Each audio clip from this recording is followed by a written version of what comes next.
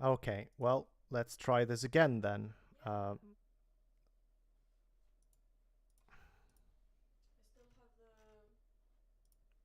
You should be seeing me in a second.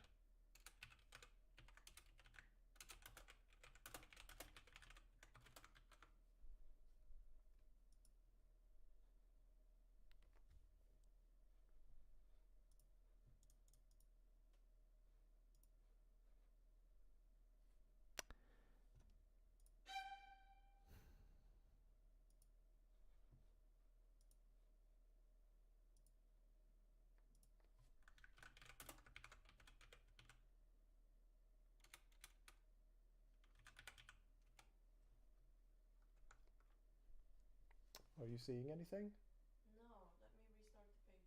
It's not the same link anymore. Because I had to restart the stream. Well,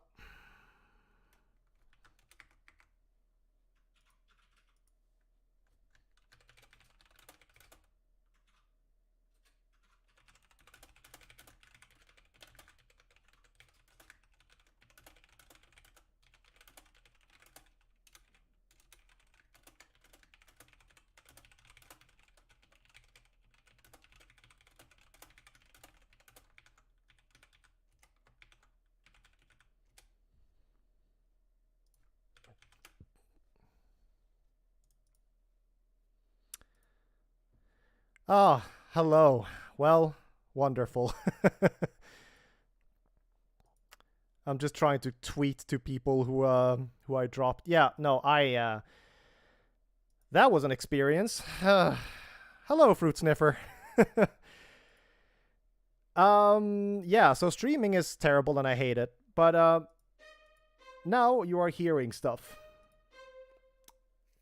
So it turns out that loopback audio is a very good thing, but sometimes OBS will just forget that that loopback audio exists, and then it just borks out, and I have to restart the computer. I have to expose the Focusrite settings and remove the loopback audio options, and then put them back on again, and then start up OBS again, and then it'll be in the list. However, this time that didn't happen because for some reason OBS had then decided to just mess up even more and just remove loopback as a feature from the auxiliary available audio. Can you all still hear me? Is everyone here? I've tried to kind of poke people on Twitter again. Let's see if they... Yeah. I'm trying to get people back in. I know there's a bit of a delay, but do let me know if you're still around and if everything, if you can hear me and everything.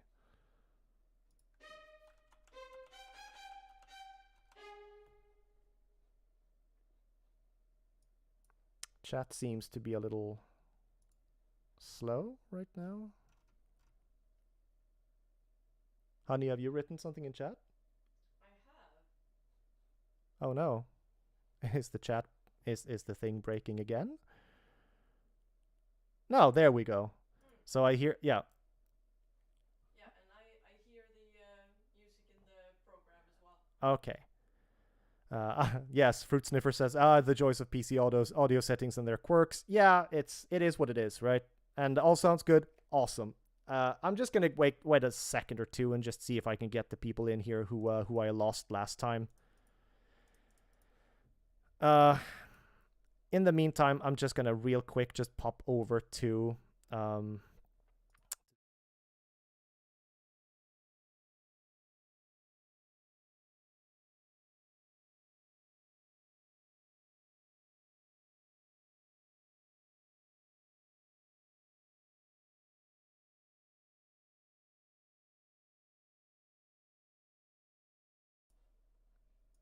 I am still here, I assure you.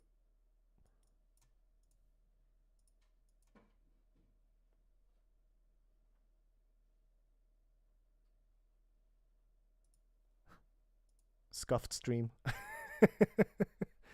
Let's see here. Where are you?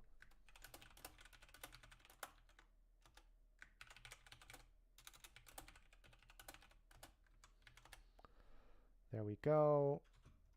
And where is he?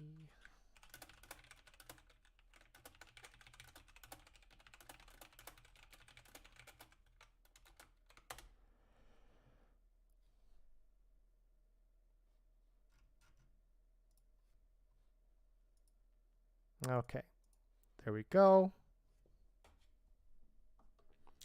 Testing my... Whoa.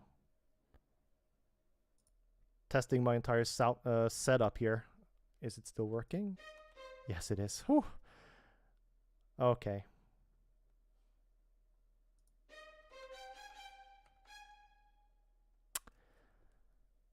Okay, let's hang around for a little bit longer and see if people are...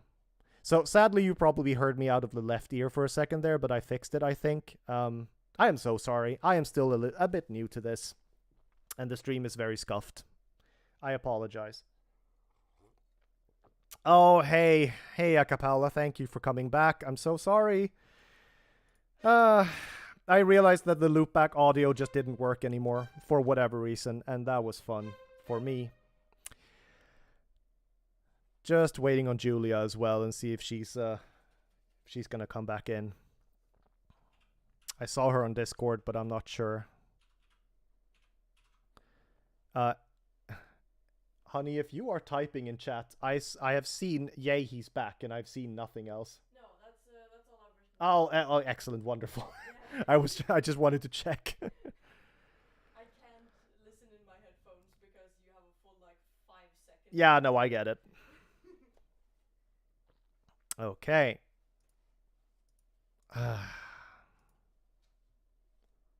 OBS, I'm about to end this man's whole career. My friend, you assume I have a career. No, but yeah, it's just annoying when this happens because I prepared very well for this and then everything just broke. I guess that's just the way of things.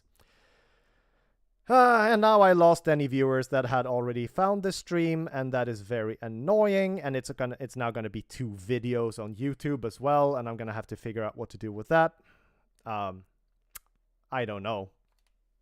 I guess this is a good lesson for me to just double and triple check every setting before I go live again next time.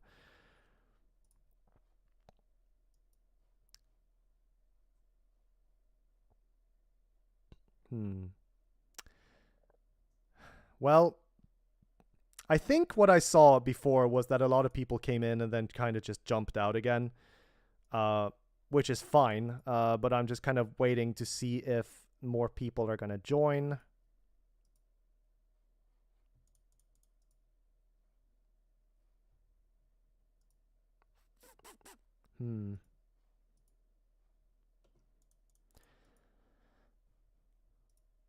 I did a whole stream the other day without realizing my capture footage was dropping a ton of frames and looked like trash, so it's okay. Oh no! I'm so sorry that happened. Yeah, no, streaming is terrible. I don't know how people do it. I want to stream more. I really do. Also, just now that we're kind of chatting and kind of waiting for people to maybe find this stream again, I'm wondering a little bit if I should be streaming on Twitch instead of YouTube. I just don't know. I picked YouTube because it seemed a little simpler, but I don't know. I was in PB pace once, and then OBS decided to drop frames. That was fun. And then Twitch mode emote. And yeah, no, that's terrible. That's awful. How does that affect your... Oh, wait. Is the split timer in OBS then? Like, is that like an OBS plugin you're using, or how does that work? I'm not a speedrunner myself, so I don't know how that works really.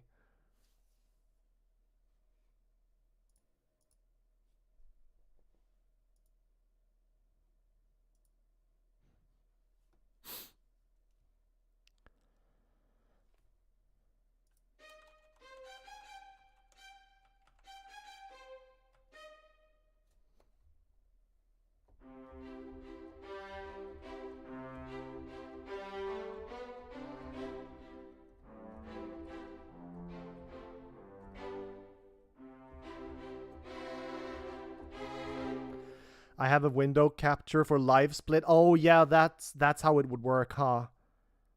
If it drops too many frames, it may not be eligible for run submission to leaderboards. Oh, that sucks. Yeah. No, that's terrible. But yeah, the video would have been choppy and stuff, which would be great for the submission. Yeah, no, I imagine. Yeah. Fruit Sniffer says, I've been using Twitch exclusively and never YouTube, but I guess it's just more customizable if you're into that kind of thing. I don't know what I'm into, really. I don't really know much about anything, really, though. No, I mean, same. I want to stream more. The thing is, I'm such a niche streamer because I mostly just want to write music live or arrange music live and stuff. So I was considering maybe doing like a secondary thing where I like play like games and stuff, which is a lot more popular. It's just that that's not really, I don't really have the time is the thing. Let me just bounce over real quick over to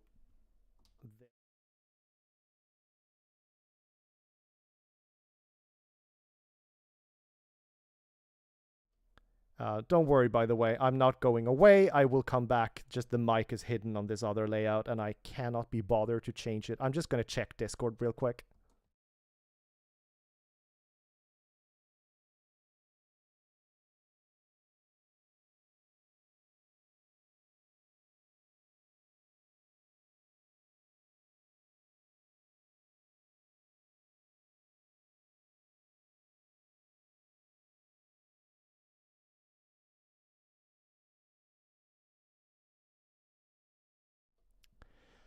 And I guess we'll just have to keep it there for now. Let's see here. I wish YouTube was better about custom emotes and bits and stuff. Yeah, that's the downside, right? I guess I'm self-deprecating enough to just believe that I will never really have any like enough clout to get like bits and stuff. And so I kind of just assumed that I would never need any of that. But maybe I would. I don't know. I feel like variety stream, like I've been watching a lot of really excellent streamers play Partum Artifex these past few days. And they all have these like, you know, you redeem bits to make them like do things and like loud scare sounds and all of that. And that's like, I feel like if I were streaming a game, that wouldn't be my thing really. But I guess it's up to the streamer really, like how many things you want to like incorporate. I gotta do another tweet here and see if I can catch some more people.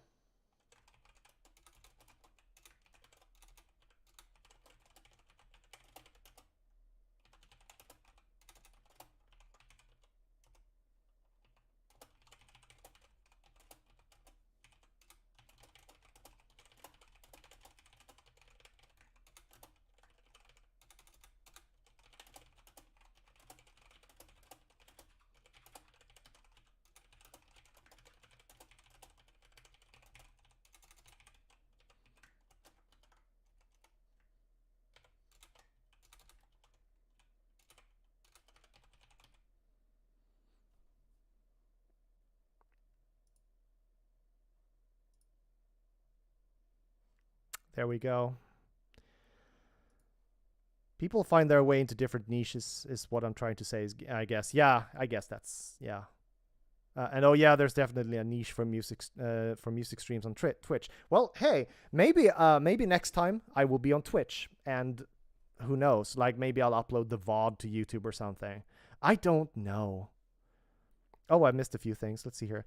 There's a dedicated music category on Twitch which people are just making music in, so I think there's definitely people for your niche if that's what you decide to do. Yeah, that's actually a good point. I'm getting in the car to pick my wife up, but I will be listening to the stream. Also, Macapella, drive safe. Okay, so let's resume where we left off, shall we? Because this has been so scuffed so far. So, in part 1 of this scuffed stream, we talked a little bit about Dorico and how cool it is. And I was just about to mention that Note Performer responds to your music notation. So if I play this passage, it's going to be a little quiet, but if I play this passage here, let's see if I can actually up the mixer a little bit.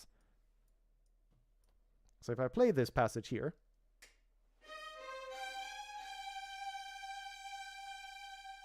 right? But if I tie these two together, like this,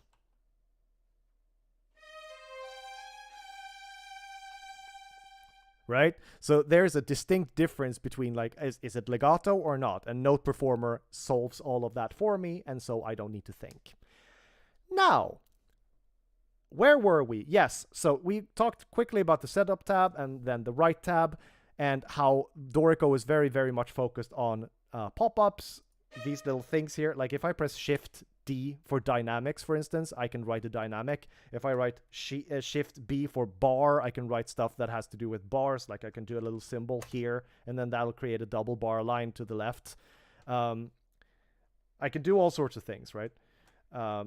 And Tantacruel didn't really go over that in his video, which is fair, I guess, but it did feel a little bit like he was trying to kind of brute force it into becoming Sibelius, and it won't. It's just not gonna. So, engrave. So engrave, the engrave tab is basically, now you've written the music, now let's make it, look pretty. Because if I kind of like try and like pick this up and drag it, right? Then it'll follow along with me very weirdly, but it'll be tied to some place in the score. Like you can see there's a little dotted line here. So this is very much like it starts on this rest. But in engrave mode, I can just do whatever I want with this. If I want to have it down here, I can have that. So engrave mode, whatever you do in engrave mode has no bearing whatsoever on what the music sounds like. It's just gonna be visual, which I really like, because it's got you got like a split between like, well, now we're writing, now we're doing things visually.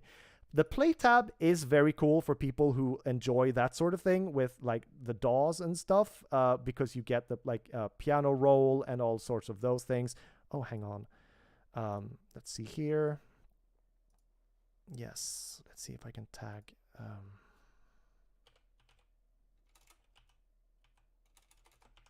I'm trying to do 50 things at the same time here, which is not a good thing to do, I realize.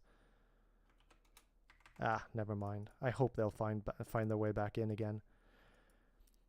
I might do a little bit of a quick promotion on Twitter again later, but I'm going to try not to interrupt the stream too much with that. I'm just very frazzled now because everything broke. But yeah, no, I won't be, I don't use this that much. I prefer to write, like, MIDI stuff. I want to use Reaper for that, but you can work in this. It's a rudimentary kind of, like, mini DAW within the DAW.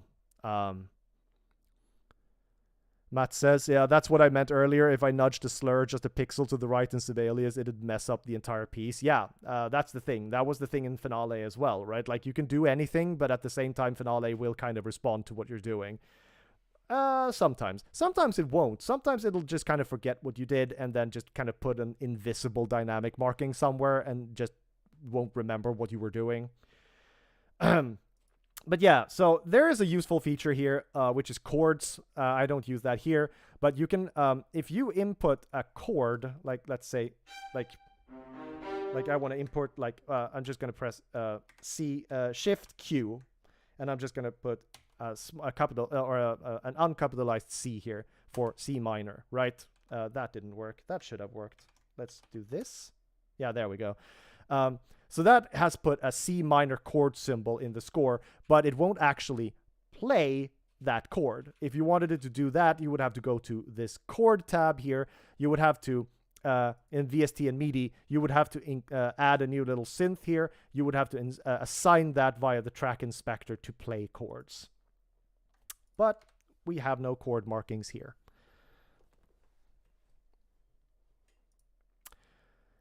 Forgive me a sec and talk amongst yourselves for a moment as I just try and promote myself a little bit more.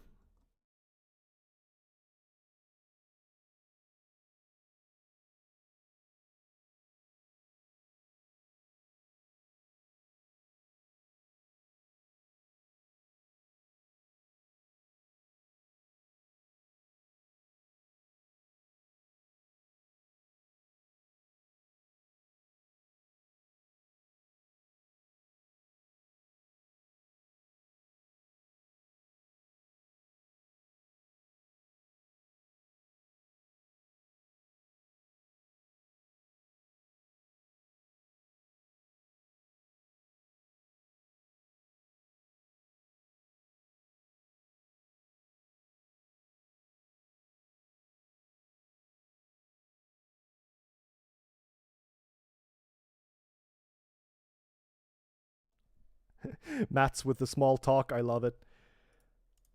I feel like I really just messed up and lost a lot of viewers in that first little nuke, and I do feel quite bad about that. Acapella VGM says, I had goat cheesecake yesterday. That sounds very nice. After my recent bout in the hospital, I can barely eat anything anymore, so I'm very jealous of people who just get to eat all the good things. Hopefully I can get there again soon, where I can eat normal things. So, I don't know if this stream is gonna reach the same amount of people as it did before, but I'm going to just go ahead and go and send the VOD to people who might be interested later. There is also always the time difference and, you know, time zone difference and stuff as well. Last cake I had was 2 weeks ago, a giant chocolate chip cookie s'more cake. That sounds sounds intense. It was amazing, and the only regret I have is that we finished it. Yep, fair. Acapella says it had a really salty caramel sauce on it. Super do. Oh, wow. Yeah, that sounds amazing. I don't get how people get hungry for cake. Like, for me, the cakes are very much part of, like, a separate system. Like, you have food, and then you have sweet things. And you can't eat sweet things when... Well, at least I can't eat sweet things when I'm hungry. That just makes me nauseous. Like, and well, I mean, these days I can't eat anything sweet at all, basically, but it used to be that way. Okay, so now that I've done the promotion that I think I can, and people are probably gonna just... I think we're gonna have to just be okay with the fact that this is what it is, and I'm very grateful that you are here. And I am sorry for messing up the stream. I will probably apologize like 50 more times during the course of this stream, but yeah. Emma says it's... Emma is my partner, by the way. She says it's a different never-ending hunger for sweets. I mean, yeah, you're fair. Not wrong. Not with that attitude, you can't. Yeah, I'm sure it's just a skill issue, right? I should just learn how to get full from cake. But yes, let's go, folks. Let's talk about Partum Artifex. Now we've been here for long enough. Partum Artifex. It started as a game jam game in 2021, made by Joachim Lundström, also known as Chef, an Australian-based, well, Australia-based developer, but he is Swedish. I had the good fortune of kind of just sliding in there and just going like, hey, do you want some music? And then we started collaborating. And since then, we have been working together on several things. One of which was last year's Game Jam game Project Gamma, which was quite successful as well. Now, Partum Artifex, the demo or the Game Jam version, actually won the Game Jam, the Senscape Game Jam in 2021. And people started asking Joachim to expand it and make it a full game, and he did, and here we are. So for the old game, I had a lot of stuff that sounded very different. Let me see if I can quickly, because I wasn't really gonna dig up the old things, but I think we can just give you a little taste. So this is what the music sounded like in the old game.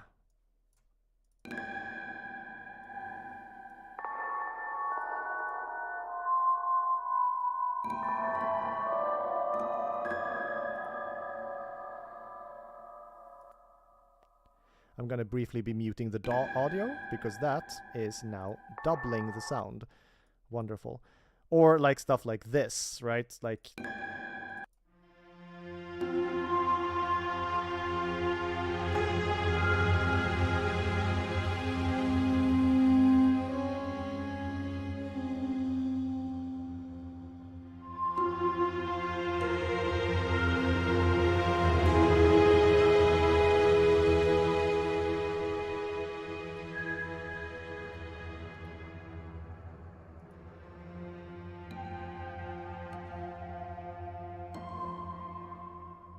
Or things like this, which was more like horror stuff, right?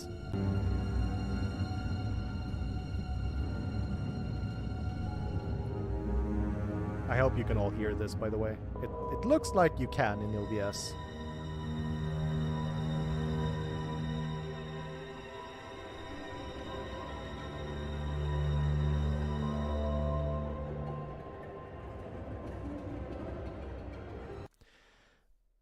So, let me know if you could all hear that, because that it would be... Oh, yeah. Okay, so that came through. Or things like this, right?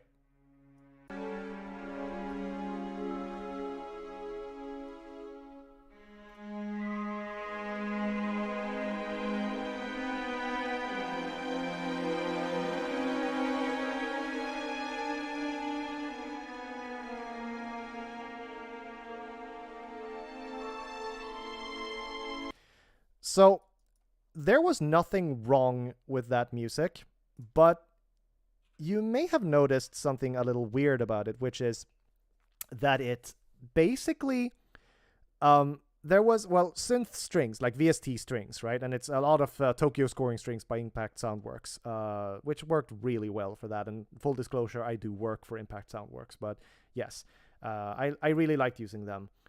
But there was also like these like kind of like bells and broken piano notes and kind of like, and like I included a duduk for some of the more like melodic parts.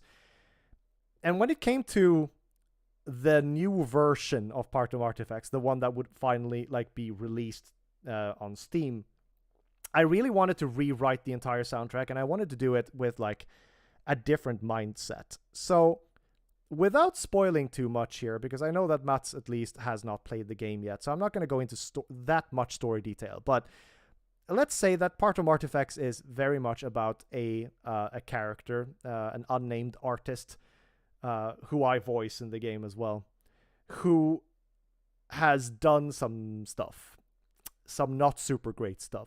And he's done this stuff because he considers himself to be a very important artist, right? Like he has a message to tell. He needs to tell the world basically about himself and people like him and how they shouldn't be running free.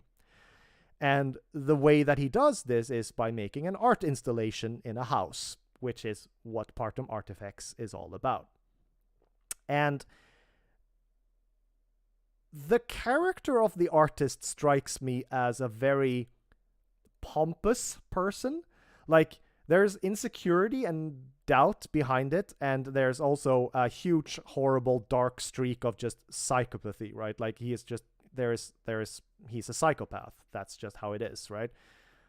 But there's also this weird romantic bombast to him, in that he feels that he has this very important thing to share with the world. And so my thinking was that the best way to convey that would be to write some pieces that were very romantic in nature, very melodic driven, and very full of life, so to speak, right? Like, I needed it to be live. And so I decided that I had to write for a real string ensemble for this, at least for a couple of tracks. And so I contacted my friend Andrew Thompson, who also goes by Orchestral Fantasy on YouTube. You should all check out his stuff. It's very good. He records himself multiple times per instrument and creates a big ensemble out of himself, right? And, well, what better than to record him doing all of the strings and then put all of that together into a string ensemble. Am I still... I'm so paranoid now that people can't hear me or that I'm not coming through properly, because now I'm not seeing any interaction in chat, and it was so lively before. And that's on me. I shouldn't be checking chat constantly. I should just be focusing. But yeah, I asked him and he said, yes, this sounds great, right? And we did a contract together and I started writing. And what I wanted to do, we hear you, thank you, honey. What I wanted to do was come up with a main motif, something that could kind of follow you through the game. I mean, I don't know how much of my music you all have listened to before, but I enjoy having like a theme, a main motif that you can then kind of work with throughout the soundtrack. I'm not the only composer who does this. I mean, we have tons of them in the oeuvre of VGM stuff, right? Matt says, we hear you. I just got distracted by my sudden cake craving. Well, that's fine. We'll have a little water and pee break in a little while. Oh, hi, Mel. Thank you for checking out the stream. I had a very scuffed start here where I started very well and people were joining and it was all going great, and then I realized that OBS wasn't capturing my audio from Dorico and it all broke. And so I had to start do an entirely new stream, and then I was very sad because I lost a lot of viewers. But we live and we learn. But yeah, we're gonna have a little rehydration break in a while, Mats, and then maybe you can go and get yourself a cake slice. So, the main motif, I basically sat down in Dorico. I opened up a new project. We'll tell you if you cut out. Wonderful, thank you, Acapella. I set up my ensemble with the violins. At that point, I didn't know I was going to have a solo viola. I just set up like violin 1, violin 2, viola, cello, and double bass. And I created the first flow, which, for the people who have listened to the soundtrack, Mel says, wouldn't miss it. I love hearing about composition process. Wonderful. I'm very happy that you're here, and hopefully nothing else will break. But yes, I just sat down and wrote, right? Like I knew I needed some sort of motif. So I just sat down, and what I came up with was just these first measures here.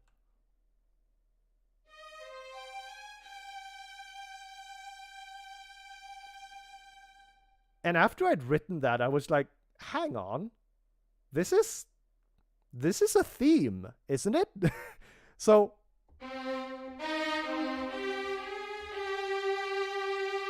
okay, well, that's a nice little distinct motif. How do you follow that up? And so I just I did what I do very frequently when I compose things, which is basically kind of disassociate, and I just let my brain take over. And my brain decided to come up with this little second part of this motif.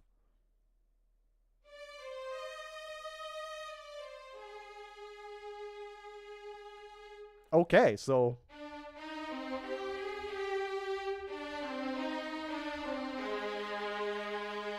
well, now we have a little thing. Now, how do we round this off?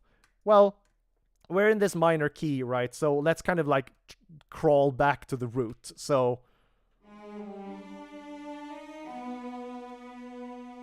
okay.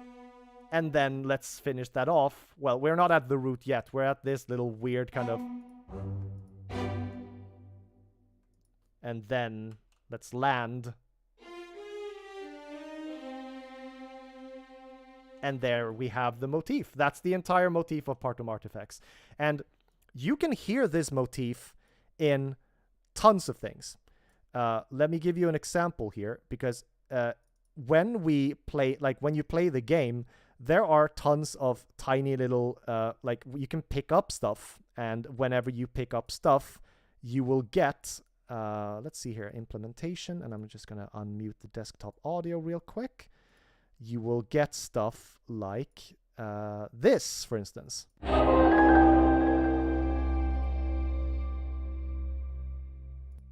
Let me play that again, so it's not doubled. Or you'll get stuff like this.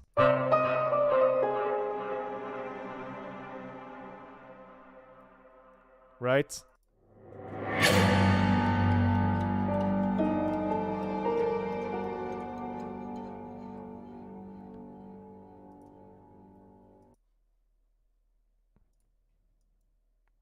Oh, hi, Lichelm. Thank you for stopping by. I still highly enjoyed your stream of the game. Matt says that feeling when you come up with a little motif or chord sequence that just unlocks the whole song is one of the best feelings ever. I know, right? I kind of like the doubled effect. It was spoopy. Well, see, the thing is, right, I have one DAW audio channel in OBS that is also the loopback channel. But the problem with the loopback channel is that it plays everything. So I also have a desktop audio, which I use as a kind of like a contingency channel if the loopback fails, because then at least you can hear music from foobar, and then suddenly both of them are playing at the same time. But let me just try this real quick, because technically, yep, it actually works. Never mind, I don't need to use that. Ha! I have solved the problem myself. Okay. So, we have the theme, right? Like, now we know that...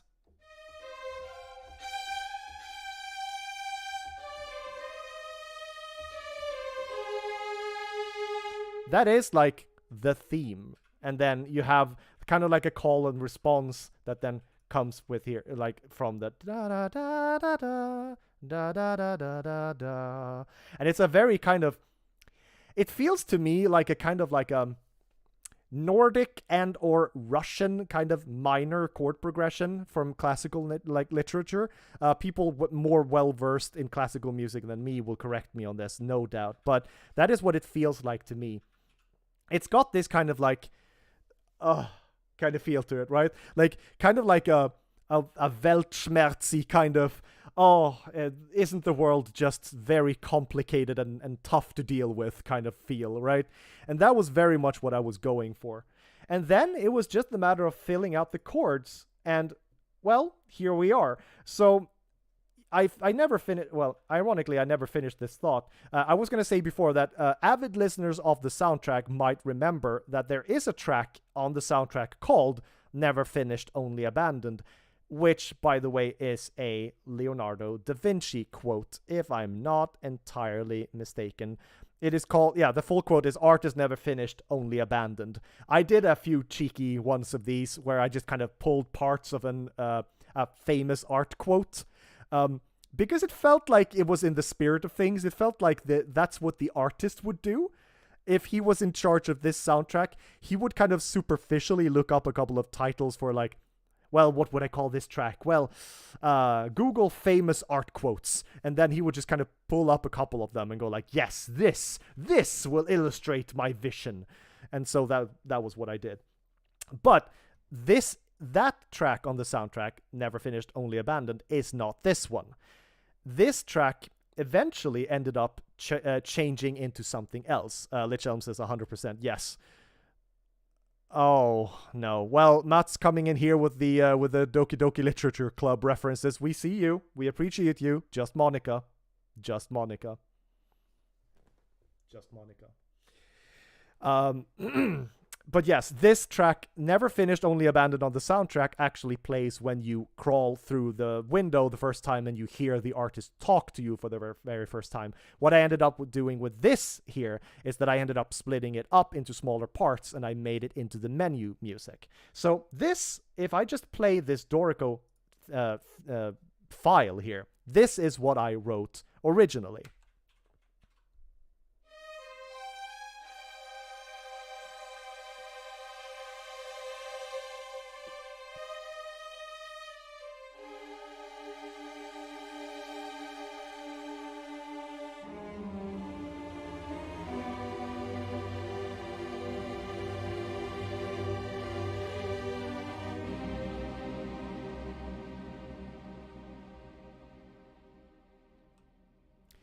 And that's it, right? Now, I sent... I'm not going to throw him under the bus too much, and honestly, I think he would be okay with it if he were here. But I sent this to Joachim, who was understandably a little confused. Because I was like, this could be like the menu theme. And he was like, okay, well, it sounds very... I think his choice of words was, it sounds very dramatic.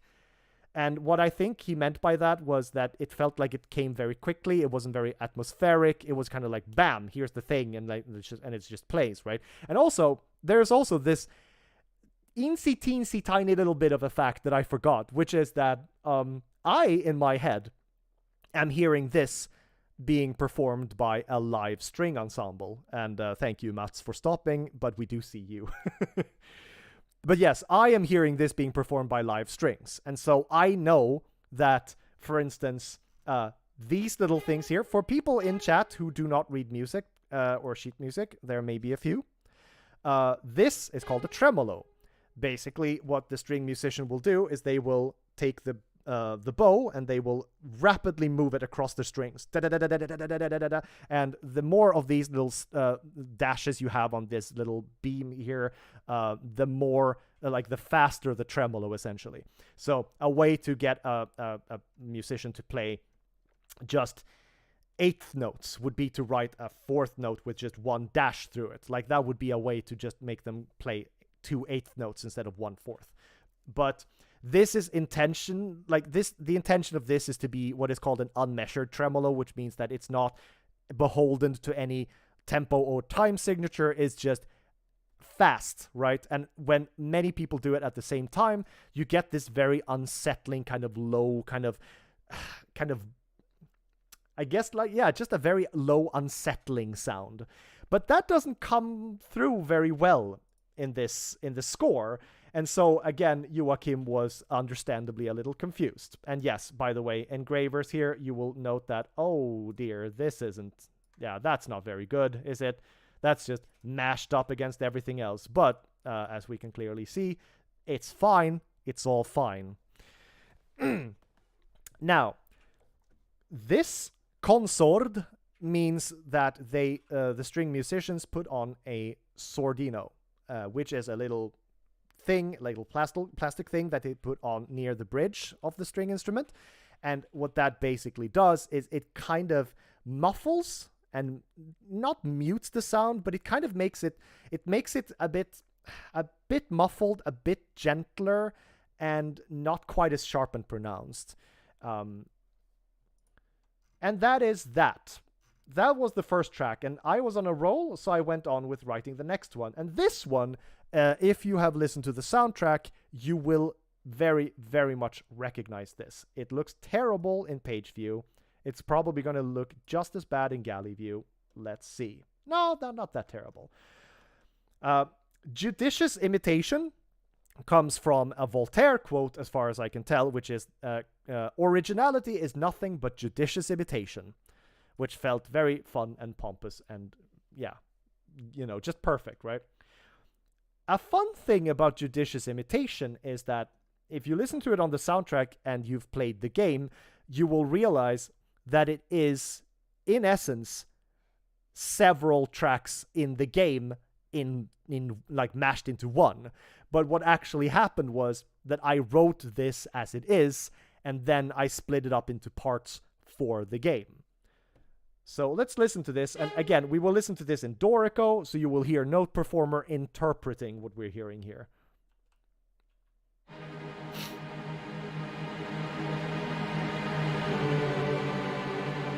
Again with the tremolo here.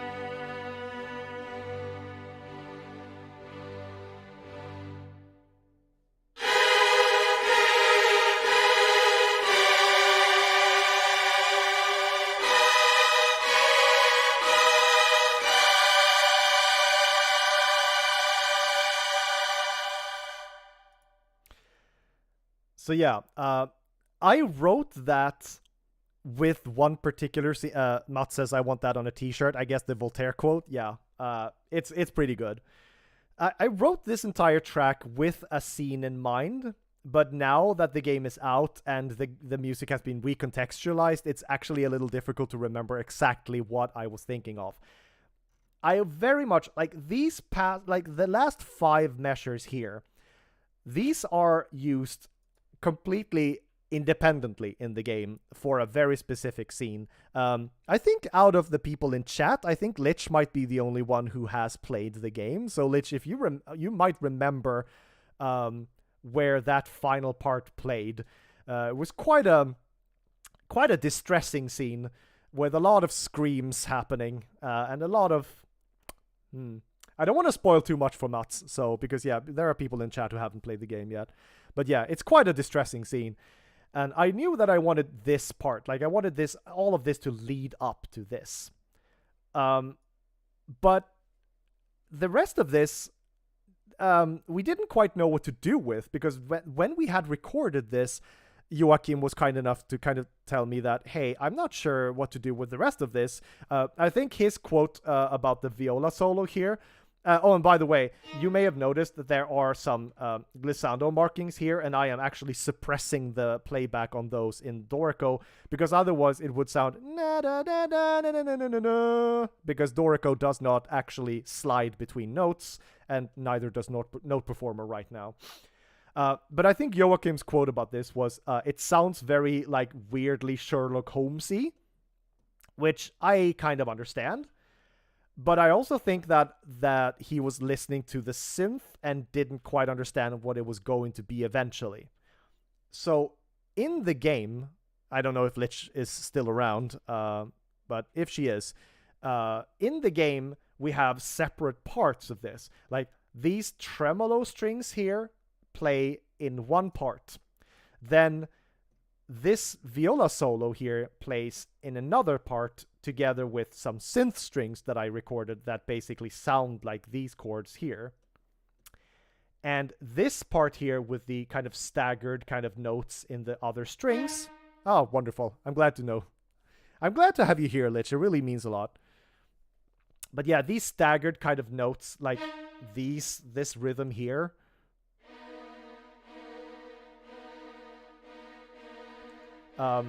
That didn't make it into the game. They are just straight up not in there. But the solo is. And then this final part is for that distressing scene. It is also included in another track that's not on the soundtrack, but it plays in the game when you come into a certain area and you sort of... you see you see a set piece with 3 people, basically, or 3 mannequins. And you get a combination of all of these 3. So what me and Joachim basically came up with was that the family, and here, Mats, I guess you're going to have to mute a little bit if you don't want this spoiled for you. The Carter family consists of the father, who is never named because the artist hates him, the mother, Charlotte, and the son, Calvin. And we sort of figured out that they would all have their own little musical identity thing associated with them. So Charlotte would have the tremolo strings, like these kind of anxious sounding.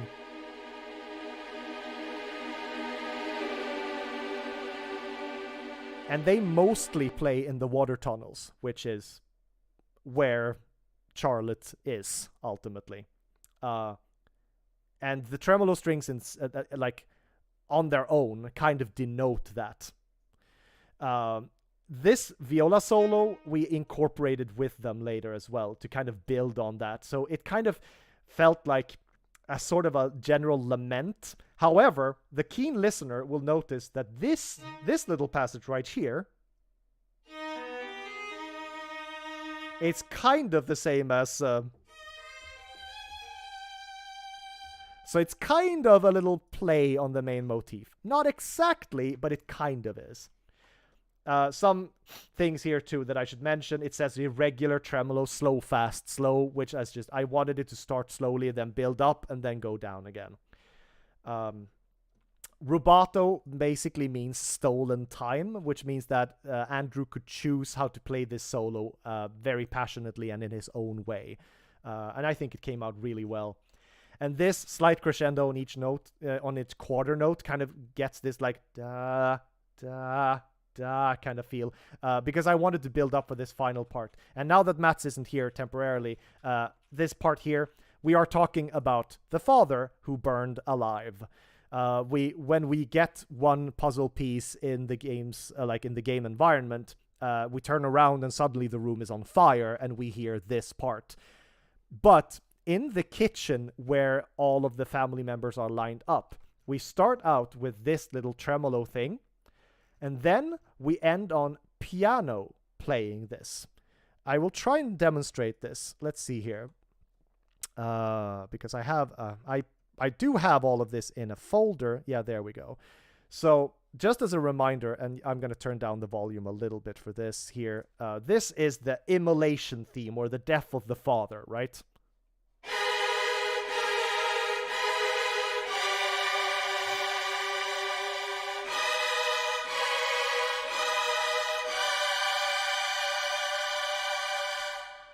And then in the game, when we get to the kitchen, we start with the mother's tremolo strings, and these are the live recorded strings from Andrew. And these are on the soundtrack as well. But then we move over to the piano playing the immolation chords.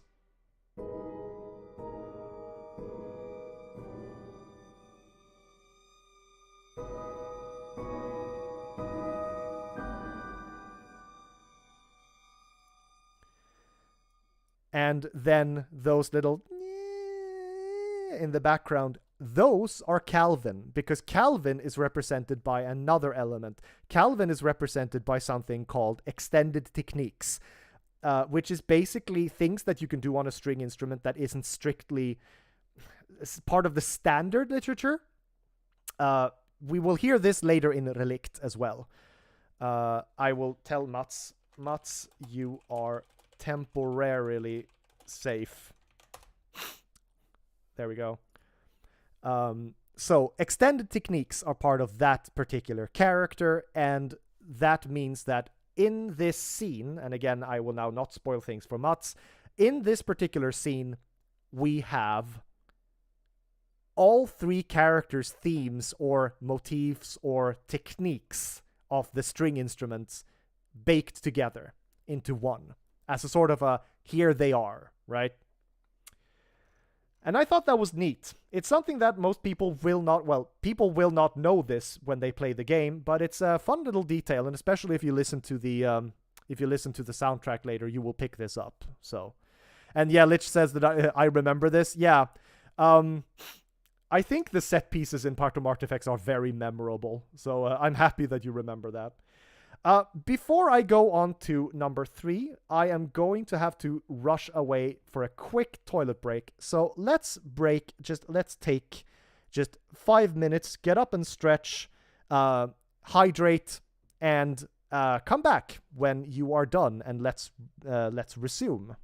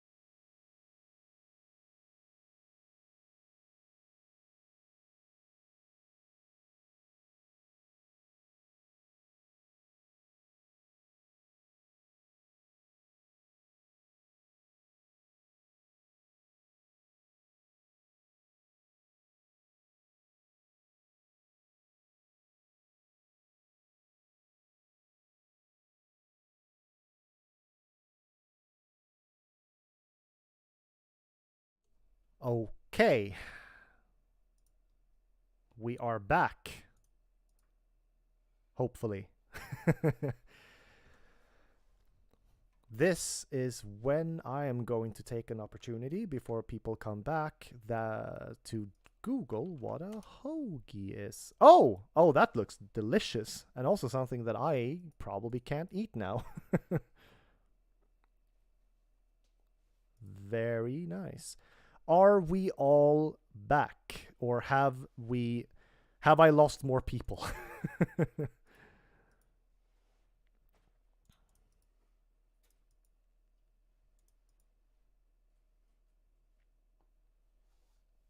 I'm gonna take a little second here to wait and see if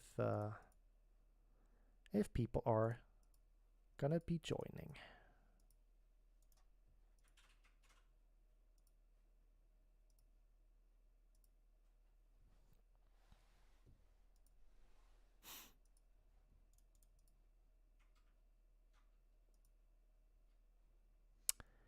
Lich is here. I feel like OBS is slower to show me the chat than the actual live like YouTube window is. I don't know if that's a thing or not.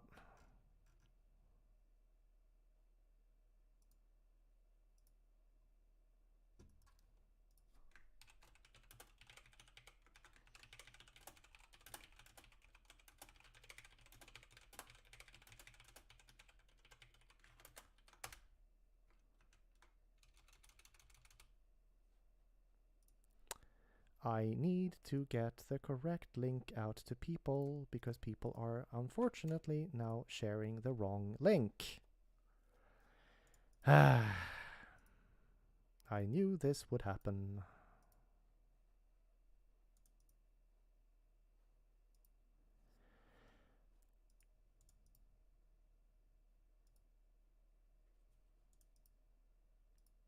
I am trying to damage control people sharing the old link that didn't work now. And it is a thing that I have to do.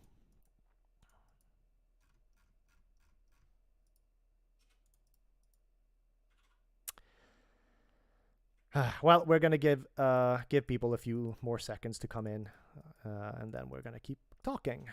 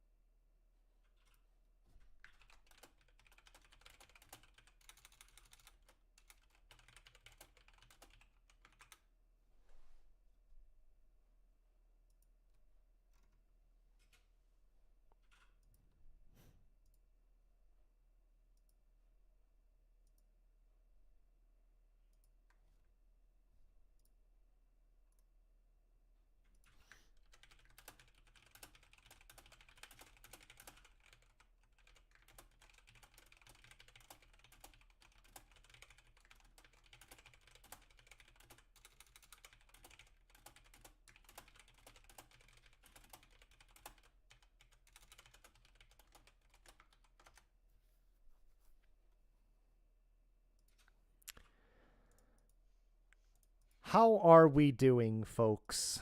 Is everyone back? I know we lost Mats for the evening, and that is fine. He also hadn't played the game, so I had to be very careful with spoilers, but now I don't need to anymore. So, okay, well, I think I will just keep going, and y'all stop me if you have any questions or anything at all. So, I wrote these in order, and it's a bit of a strange order because it ended up not being the order on the soundtrack, but we come to number 3, Partum Artifex, which you will recognize because it is the ending and credits theme. I'm not going to play the whole thing, I don't think, but you'll recognize this. Or at least those of you who have played the game.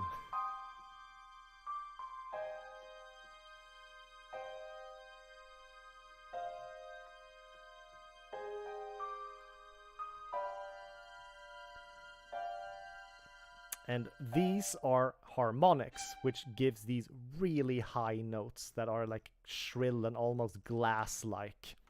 And then we have another solo viola. And I have said this many times before, and I will keep saying it. If there is a possibility to give a solo to anyone who would like a solo cello part to anyone else, I will choose to give it to a viola instead, because I love the viola. So yeah, we have the main theme again here now, but very much fully explored, right?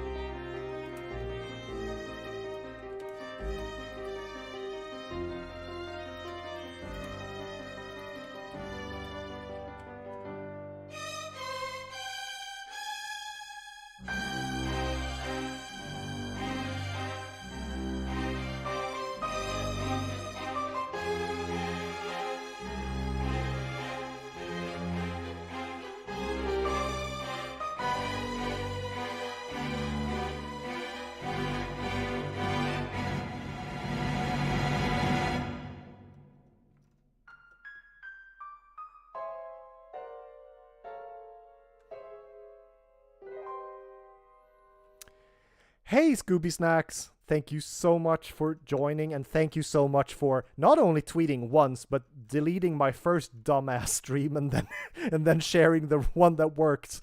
I ran into some really bad audio problems, and I had to stop the stream and start over the whole thing again, and I lost everything. So now there are 2 videos and double the confusion, but I'm very glad that you're here. Lich says it is so haunting. Thank you. This was very much a chance for me to explore the main theme a lot more and like write a kind of like a B part to it. Because, I mean, up until this point, we've already heard the theme, right? But now we get to like to this B section kind of, when we get to kind of do a second part on like for it.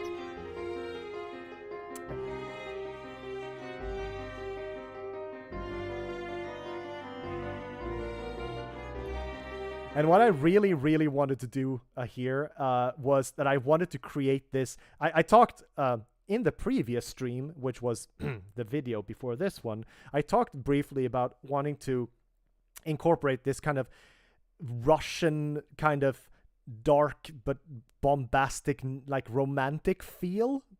Like I wanted to kind of key in on that. And this really was the chance to do that. Scooby Snack says, no problem, I heard you mention it in the stream and was in the process of correcting it when you sent the message. Thank you so much. I really do appreciate it. I am a huge newbie when it comes to streaming. I'm still learning. And you'll see this here too, the whole pompous thing. I even write it in the score, right? Like when we come to this part here, I do a dramatic ritardando, which just means like dramatically slow down the tempo.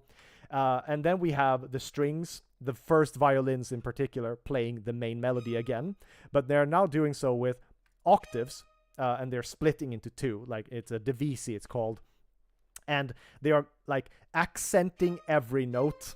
This note is quite high for the violin, but it's still okay, right? And so you get this really dramatic, right? And to really emphasize this, because we have always been in a 3/4 waltz kind of situation, but to really hone in on that even more, I did this thing where I asked them to play in triplets here. So instead of going da da da da da da or da da da da da da, rather you have this triplet feel here, which is instead. It almost feels like it's kind of like the waltz is tripping over itself a little bit. The same thing happens here.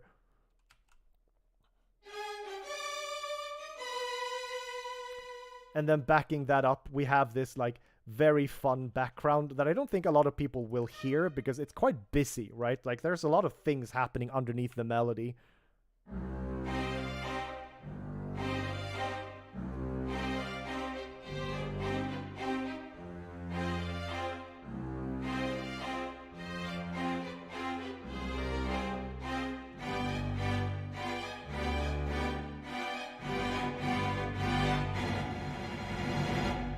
And then you end with what I call it like sudden emptiness, which is kind of deflate. And then we get the end part of the motif again, but now it's just kind of dying, right?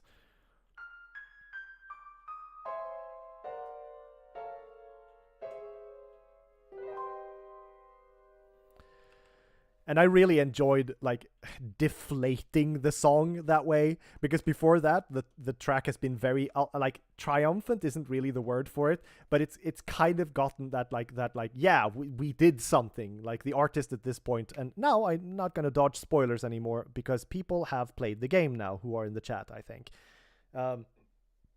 So in this case, the artist has accomplished his goal, and now he is very happy and very pleased with himself.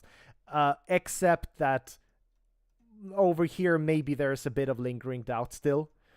There's a lot of things happening at the end of the game. Lich says, I love that. Yeah, thank you.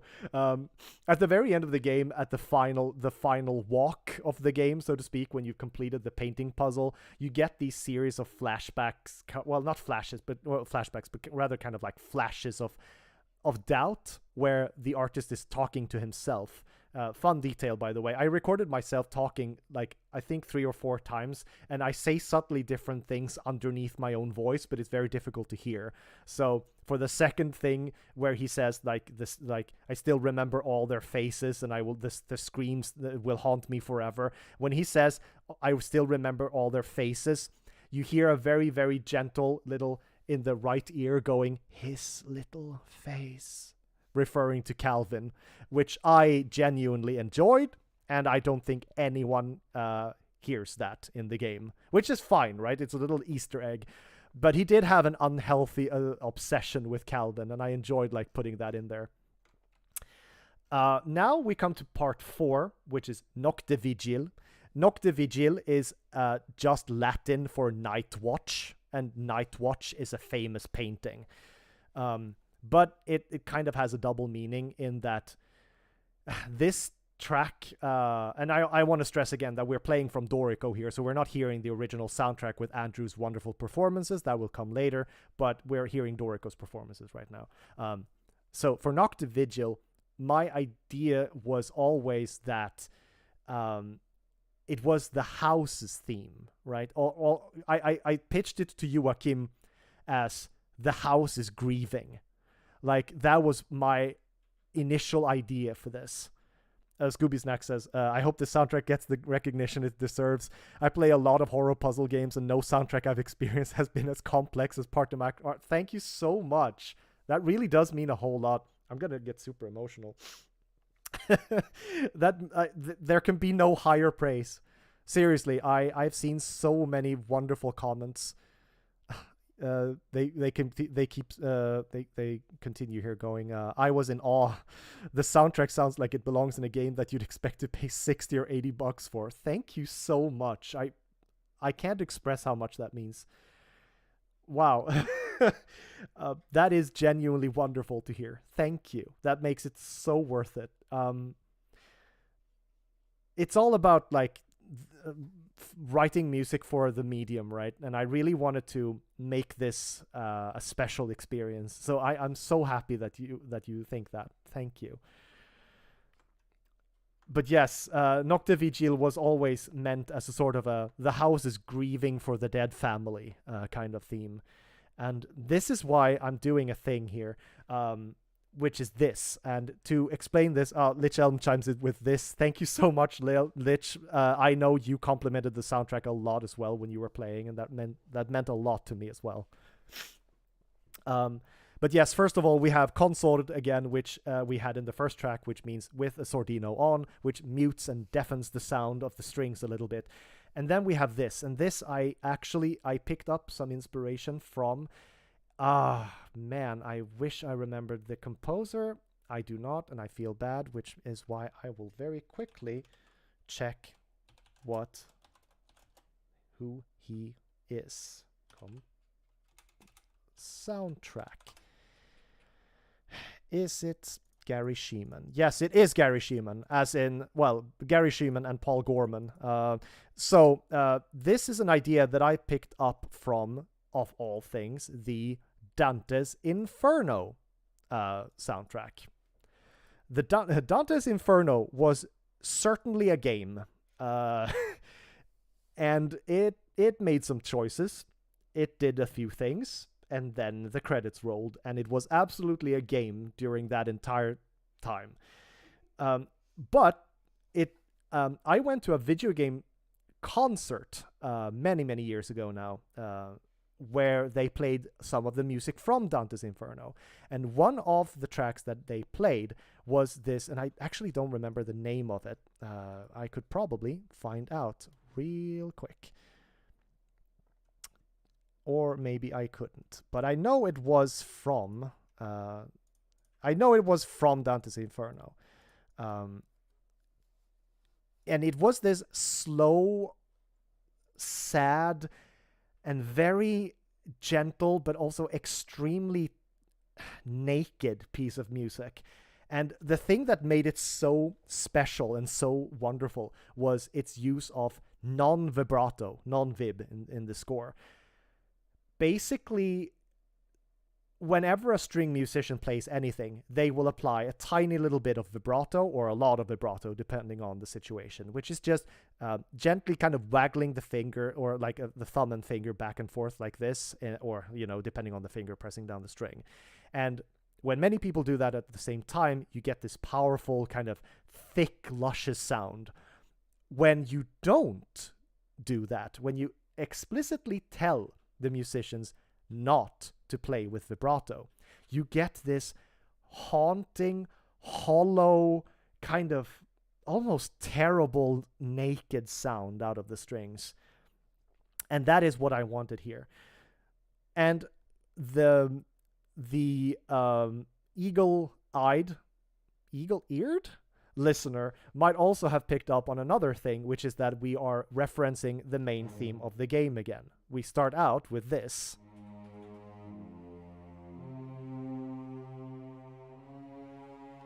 And that is just, again, but played in a different way. Now, this is impossible to convey in Dorico, but that is a glissando line, and it is meant to gently drag the note down from this note to this note. If I play you the soundtrack version of this, then this is what it sounds like.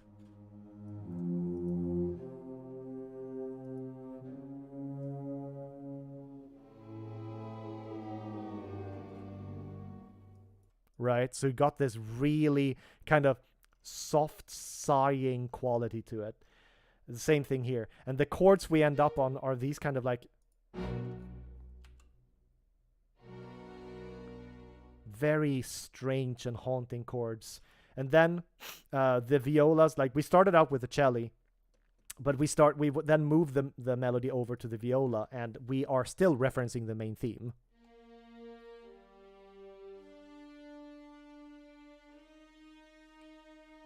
Right? And then you have these, I mean, I say lovely, I wrote them, so I of course like them, but these very lovely little...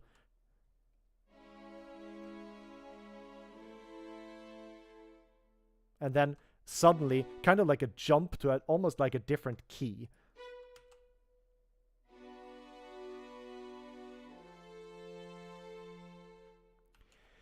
And you might also notice here that we are in a time signature called 2-2, which is basically 4-4, but you count in half notes instead of fourth notes or quarter notes. And the reason why I wrote it this way was that I wanted it to feel... Well, I've written ponderously here at the start of the sound of this score here. I wanted it to feel heavy and lurching, like almost like the house itself can't quite bring itself to face what happened in it. You know, this idea of the house being a living, breathing entity having experienced an affront. Like, what the artist did to the family in the house is something that is so profoundly terrible that it echoes down into the house itself. I'm sorry if I'm waxing poetic a lot, but this is what I was thinking when I was writing this. And that led me to another little musical influence, which is Norman Colbail from Heavy Rain, the late Norman Colbail. Sadly, he passed away a while ago. And he wrote some very, very good music for the game Heavy Rain. Heavy Rain itself is also definitely a game that also definitely has game-like elements in it and eventually has credits. But it has a fantastic score. Seriously, I recommend checking out the Heavy Rain soundtrack. And specifically the character of, I want to say her name is Madison Page. Let me just check that out really, really quickly so that I don't say the wrong thing. Yes, her name is Madison Page. And she has a specific theme. And that theme is what inspired this next part here. Lich says, continue waxing poetically. That description was awesome. Thank you. Scooby Snacks says, I get that. It's very scarring. Yeah, like, it's very easy I think it's easy when you play, especially when you got to play for an audience like you would if you stream the game, right? It's easy to kind of get into this kind of like a mood of like, I don't know how to explain this, but I think some of the creepier, more unsettling details may not come across as well on stream as they would if you played it like on your own. That said, I mean, I have, sadly, Scooby, I missed your stream, I think, but I did watch Lich, and I know she absolutely reacted the way that I was hoping for with Calvin. Like, this was a very important part of the game for me to get right. And I just realized that I sounded like the artist there for a second. Ooh.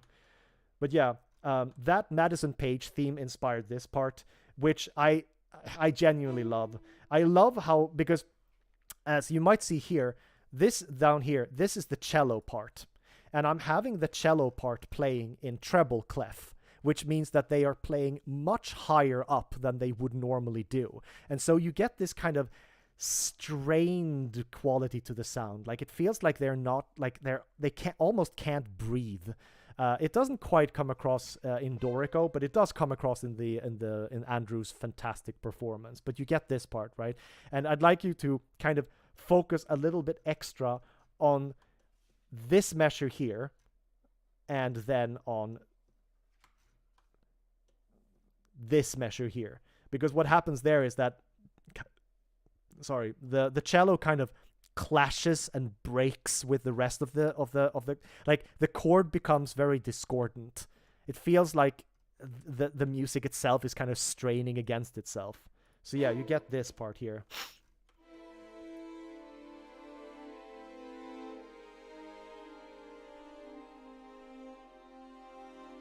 And here it goes, right?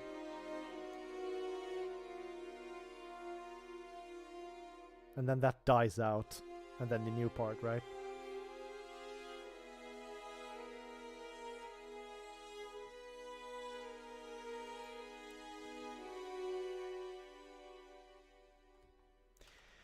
So in the game, we have it so that the first part of Nocte Vigil plays when you go up to the attic the first time and you encounter the blood fountain, for lack of a better word.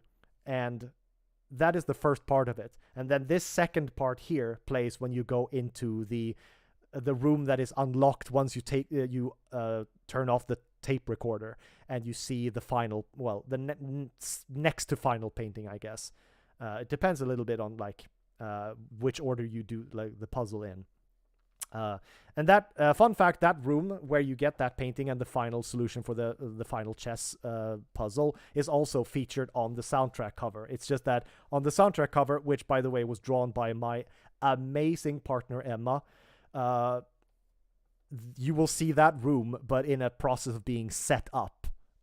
As in, you can see the little tape recorder over to the side, and the canvas set like is a painting of the game's name, and then you see like a mannequin hand and some blood splatters and some indications that things might be happening behind the scenes.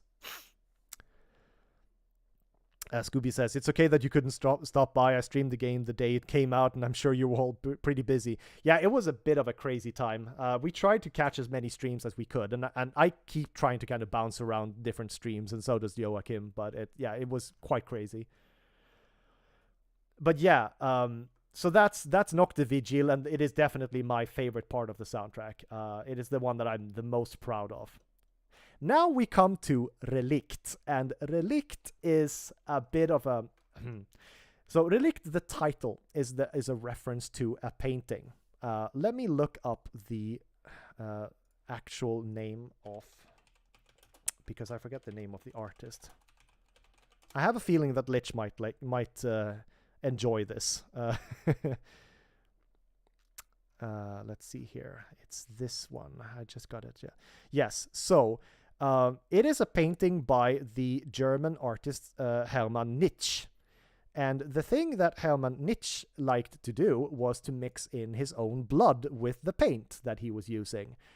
And I thought that was very fitting for the scene in Calvin's room. Oh, hi, Joachim. I was just talking about you. I was saying nothing but good things, don't you worry. Scooby Snacks says, oh man, the fountain was disturbing, but what made it much worse was when you read the materials used in the note in the room, and one of them listed was Calvin. Yeah, it's terrible, isn't it? It's like the stone just drops, right? You go like, oh...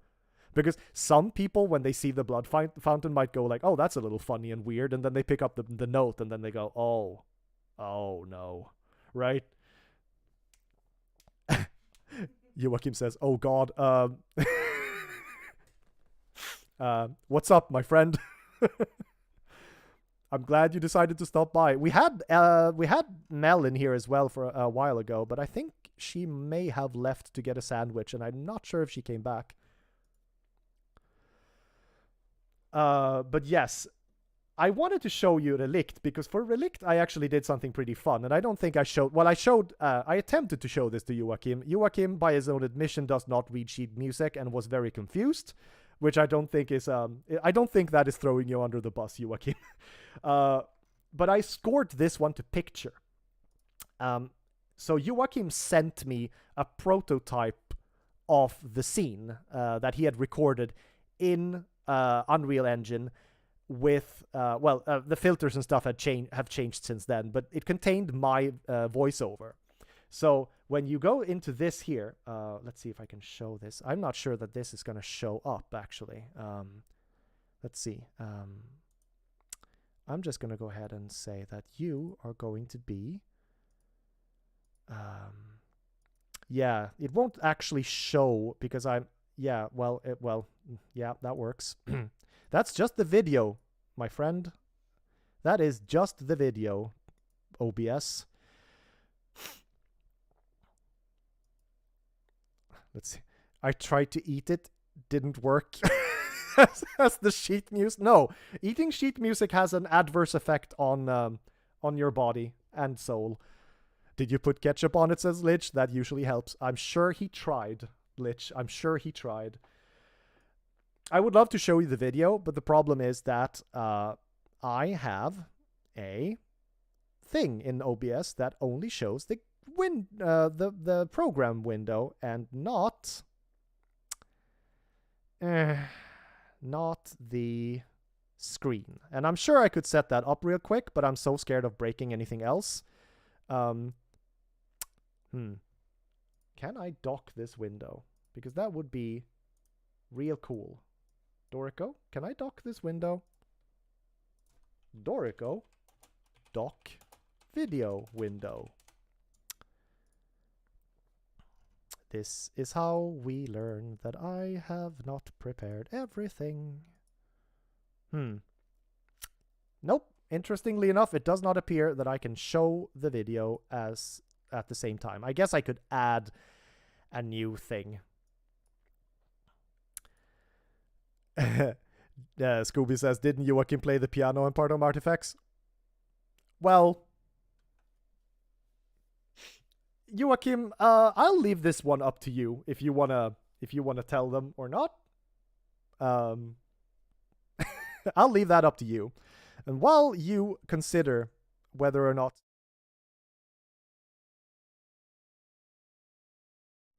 That wasn't necessarily what I wanted to do, OBS, but thank you for your input. Was that the one note heard when playing the piano in the playroom? So there are two little piano playings happening in the game. One when you interact with the piano in the sunroom the first time, and that is me playing the first notes of the main motif on a real piano, and I just recorded myself doing that. The second time, when you walk past the sunroom, the piano starts playing on its own, and that is also me, and that is playing a motif from an older game that I worked on. Because I thought that was a fun little Easter egg. It's me playing the motif from a game called The Horror at MS Aurora, which certainly also was a game, but I did music for it, and I'm very happy with the music. I'm trying to kind of figure out how to do this, and I really desperately do not want to break the entire thing, but it would be cool if I could maybe show the entire window, because then you would be able to see the thing I'm talking about. Let's add a display capture here. So that will show you everything except me now. But hey, you can live without me for a second. So that is what it would look like, right? So when I'm playing here, disappointment. Calvin was a great kid. I almost gave up on my vision and my creations when I first saw his reaction to this world fall. I'm going to delete the display capture because that was useless. Go away. Oh, unless it is now. Well, I mean, it's showing full screen, but it is also not showing full screen. So let's just do that again. So that was just a little example where I imported the video into Dorico and I timed the music to what was happening on screen. As you can see, I've added a little text box up here that just says disappointment, which is where the monologue starts when I first saw. And then we have another key moment right here. Whatever it was, he didn't have it. And at that point, when I say it, that is when the slashing of the throat happens. I mean, to be fair, Joachim, that was an old prototype of that scene, and I did not need it to look pretty, I just needed the timing. This track here contains so many extended weird techniques that you would not normally hear, and I needed that to be the case because I wanted it to sound very bad. Like, I wanted this entire thing to just sound like the worst parts of Outlast, basically. And this is all, yeah, so also it's worth mentioning that I'm splitting almost the entire orchestra here, all the sections, into two. So violin 1 is split into 1 and 2, violin 2 is split into 1 and 2, viola is split into 1 and 2, and cello is split into 1 and 2, and then double bass is fine on its own. So here we have some unique little symbols. This is me illustrating that the tremolo starts slowly and then increases very rapidly. And this is a glissando. So the effect becomes, and I will play you what Relict sounds on the soundtrack now.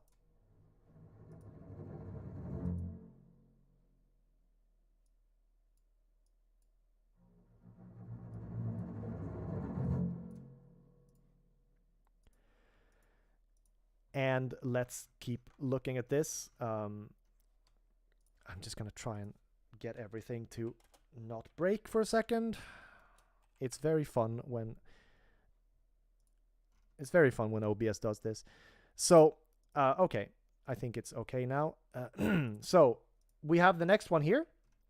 This sul tasto means keeping the bow over the fingerboard of the stringed instrument, which means that you get this kind of like thin sound, like a thin, soft noise or sound that really just doesn't sound very comfortable at all. We keep going. There's this little symbol here. This just means keep going upwards, right? So this is a glissando upwards. And then you just kind of go like... And this little decrescendo marking here goes down to N, which means niente, which means nothing. It's kind of unnecessary to add that here, as Andrew pointed out to me, but it's kind of it's there to kind of really like hammer home that I wanted to go down into complete quietness, right? And then up here, this is hard to see, but the first violins are now doing this slight glissando up and down, maximum 1 semitone individual tempo. I will go over that later when we look at the Reaper project, but basically that is just it just gets this like really nasty like sound happening. And then all of this kind of comes to a head here. Like what I write with unsteady pitch, and what I told Andrew was that he could basically play all of these notes slightly off, like off the key, like off the notes a little bit. And Lich says, yes, important squiggles. Yes, very important squiggles. But yeah, with unsteady pitch. So every single instrument player here, which is all Andrew, but he recorded himself like multiple times, will play these notes slightly off. And then they go up all the way to this here, where the slash happens. Scooby Snack says those squiggles make your skin crawl. Yeah, no, it's like, it's not a new effect by any means. It's been used by horror composers in like since time immemorial, but it's like, it's very effective. It works. And then finally here I have, after the throat slicing has happened, we get a moment of quiet, and then after that we get these kind of dying, like strings dying sound here. And again, non-vib, which means, well, again, non-vibrato, right? And you can hear me in the background here talking. Peace now, child. Your mother is waiting.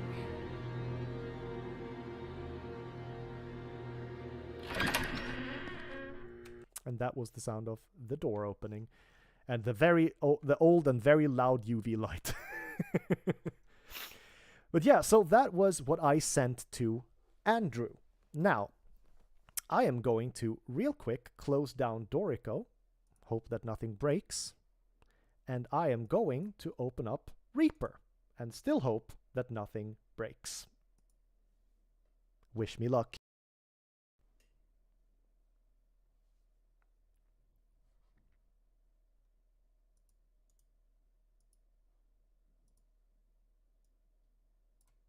It seems to have worked. Joachim says, I gotta go for a few minutes, shower time early in the morning here. Yeah, no, that's fine. That's fine. You can come back later if you want. Okay, so we have opened Reaper, and it looks like nothing has broken. And it looks like we have sound. Excellent. So now we are in Reaper. And this is what Andrew sent me. I am waiting for and kind of hoping for a slight oh gosh, oh god, oh darn in the chat here, because this is quite a lot of tracks. Andrew recorded himself 6 times per instrument, so that means for violin 1 and 2 and viola and cello and double bass. And the strings project here is very, very big. We will check out very quickly what everything is here. So you can see here that I have split things into, so we have violins here, and those are split into mix and extra divisi. These are like, it is an amazing number of tracks, says Lich. Thank you. This was interesting, because when Andrew Thompson sent these to me, there were I had to do some small corrections, and that is not on Andrew at all. I'm not trying to throw him under the bus here. Every live performance needs to be edited. But also there was this thing where he had some issues with his audio interface at the time, so he got a bit of noise in there, and so I had to filter that out. I did so with a very good plugin by Klevgren called Brusfri, which is just magic. you basically select an area that has only the noise, you let it learn for a second or two, and then it just shuts that part up, and then it sounds good. So if we look at, and you can see here that I have split this into 5 regions. We have Never Finished, Only Abandoned, which is the first one. We have Judicious Imitation. We have Partum Artifex. We have Nocte Vigil. And we finally have Relict over here. And so, yes, so we have, let me just kind of, if I, yeah, you can see the amount of tracks. Like, some of these are folder tracks, so it inflates the number a little bit, but these are 95 tracks in total. You can't see that window because I'm not showing you a window capture. But if I do this for a second, then you can. So here you are, right? So all of these have been edited to some degree. Like you can see here, for instance, in the Violin 2A, which is the first of the Violin 2 that Andrew recorded, I've done a little editing here at the start and a little bit at the end, and you can just hone in and listen to just this.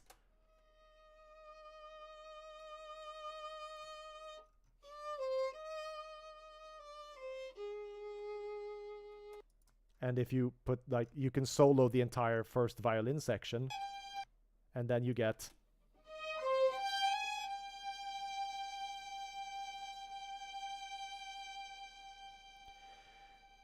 And there is also this thing where, since we are trying to create an artificial string ensemble out of one person recording himself multiple times, we need to fan out the recordings so that they come from the entire stereo spectrum.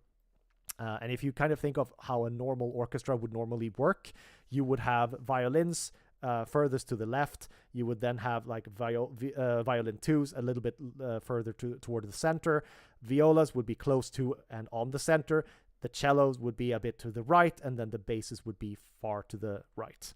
And so, well, it's a little bit extreme in this project here. I did correct that a little bit later down the line because it's easy to overdo that effect. But if you do it right and everyone is playing at the same time, you get this very nice...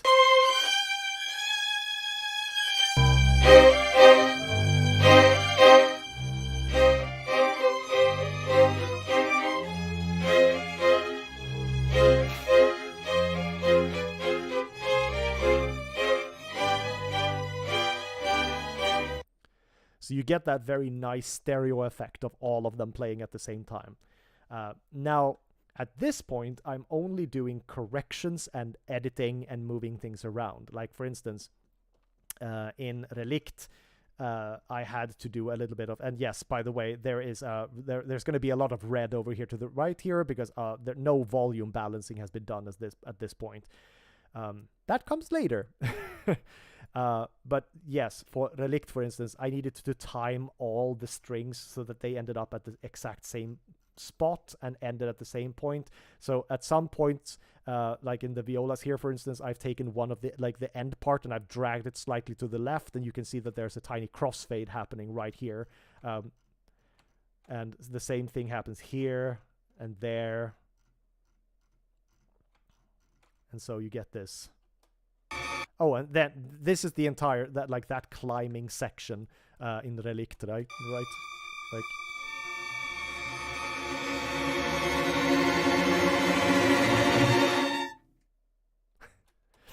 it's just highly unpleasant to listen to.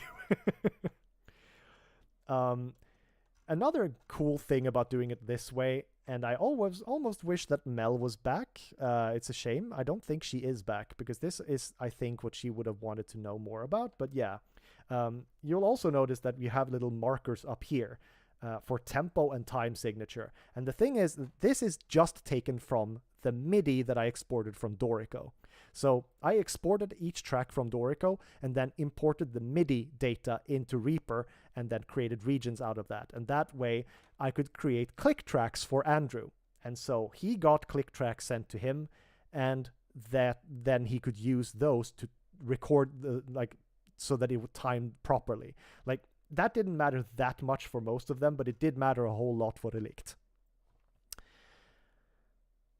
I'm going to go ahead and assume that if y'all have any questions, you're gonna ask them. So I'm gonna open up the very nicely named mix project _1,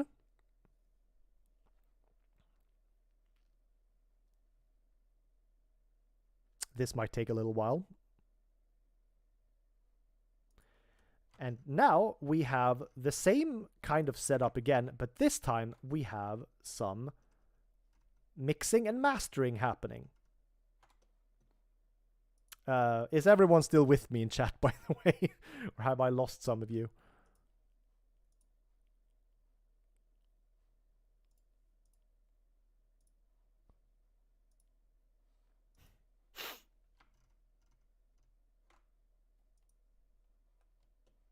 Just waiting for the stream to catch up.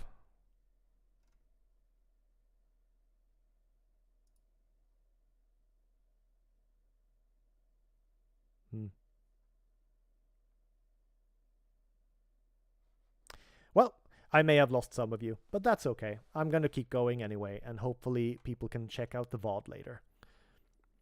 Scooby Snacks is still here, just soaking it all in. Thank you. Yeah, I know it's a lot, and I'm trying not to go through it too quickly. If you have any questions about any of this, then please go ahead and just let me know.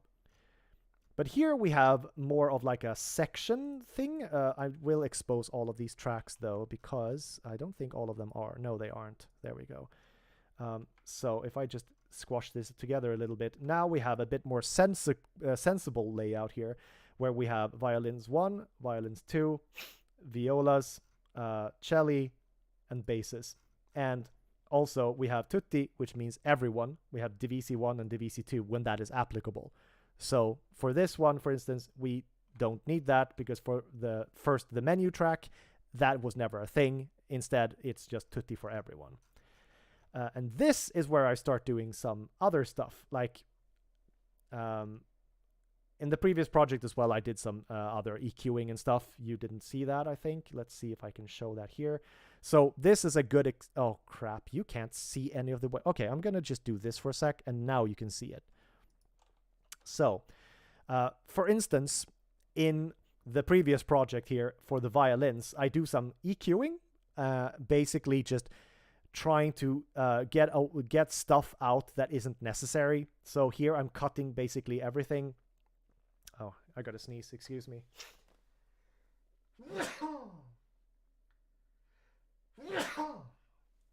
Sorry about that.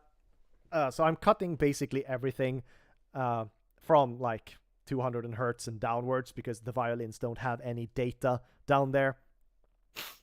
There is a definite, like, a friend of mine pointed out that there is a case to be made for not using a cut, but rather instead use a low shelf, which would have looked something like this instead. And I do agree with him on that. I think I will be doing that in future mixing. But for this one, I ended up just doing this. Bless you. Thank you. I am a little bit congested today. So I did that for all the sections. And then what I did was I exported every single section's like summed up tracks, right? So like I did like divisi 1 separately, divisi 2 separately, and then if it was just all of them, I called it tutti, and then I exported those. And then in this project, we have them organized better. And now I am applying reverb, which is down here with the very imaginative name T2 Rev, which is... Oh, okay. Yeah, I'm actually running it through quite a few different reverbs here, I can see, and also EQing the reverb itself. And yeah, you can't see me right now, but that's because I'm opening extra windows, and I don't want you to not see that. Hang on, I might be able to, real quick... I might be able to drag that underneath, like over here, and then maybe you can see me. There we go. Now you can see me. Then again, now I'm kind of blocking parts of the DAW, so maybe that isn't better. Y'all let me know what you think. But yes, you have the reverb channel over here, and I'm sending all the strings to that in different capacities. So now, if I solo one section, you'll hear...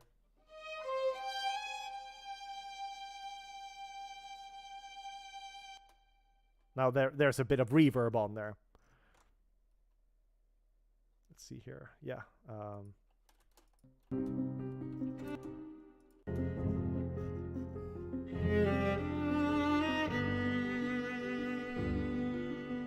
And this is the viola solo here.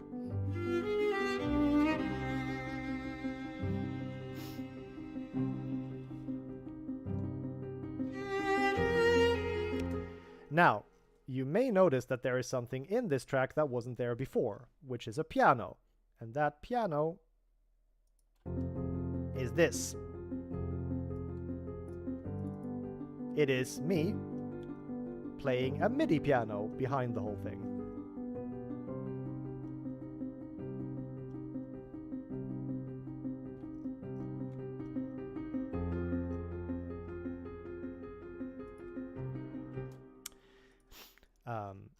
Because I knew that I wanted a bit of extra stuff there. And as you also might remember from the soundtrack, when the final part of Partum Artifex kicks in, you get this kind of flourish here.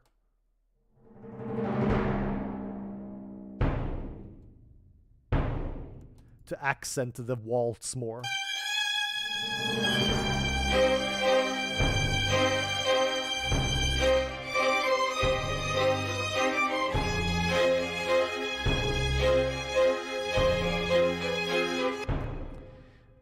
Now, I should also mention that this has been loud maxed, which will make some people wince a little bit, but that was to make it mastered and louder for the game. When I sent my mixing engineer, or mastering engineer, I mean, when I sent James the tracks, I sent them unloud maxed, because he wants them to be below minus 6 dB to be able to master them properly.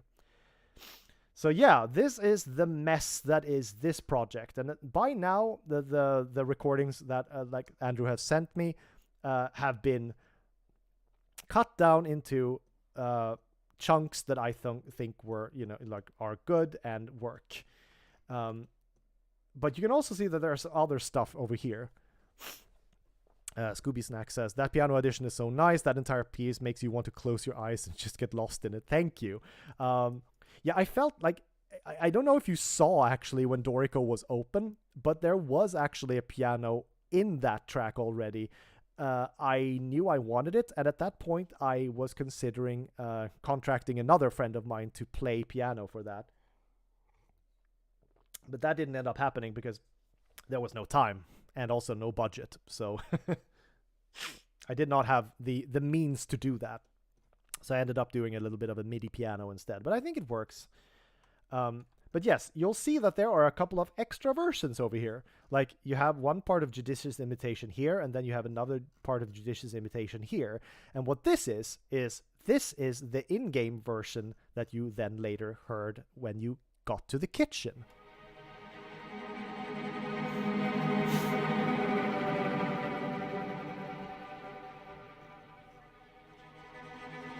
These are the tremolo strings.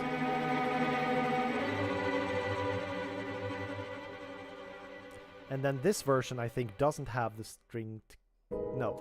Oh, they did, actually. Hang on. Where are they? Can I find them somewhere? Oh, I just put them here. That's hilarious. That's...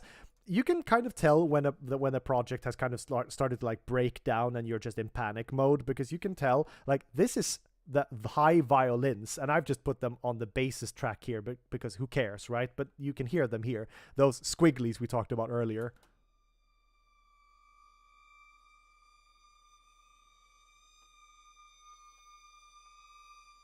And I got those from Calvin's murder scene, the Relict track. And then you have isolated here the immolation music, but just with piano.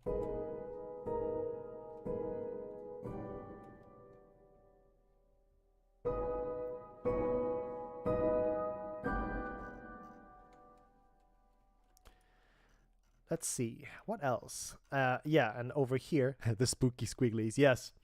Over here we have the two different splits of Nocte Vigil that I talked about before. And then I'm actually not sure what this is. Oh, goodness.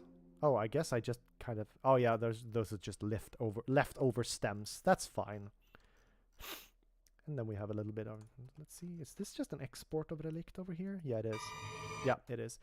So, yeah, this is the string project where everything stringy happened. But, of course, there was more. So let me see if I can't find some more stuff for you. And now I am opening a new project tab, and let's see if I can find some other things.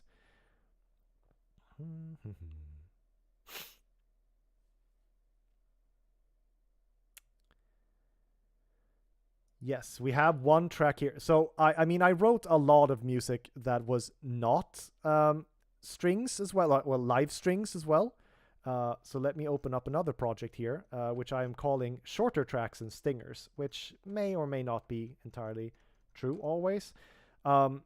So maybe you remember that in the water tunnels you got those kind of the judicious imitation strings, but you got them in different varieties. And that is because I have also written some stuff here. Let's see if I can find it. Might not be in this one. That would be fun if that wasn't the case.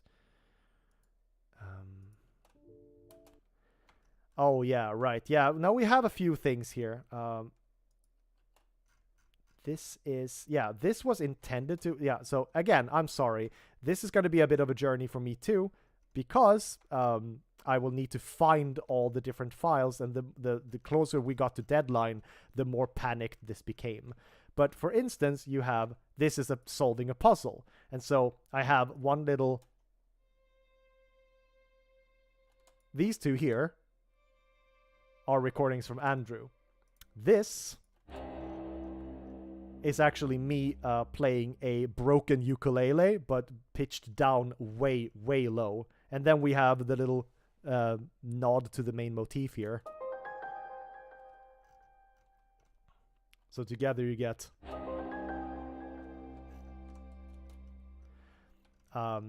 this is the different Easter egg I was talking about.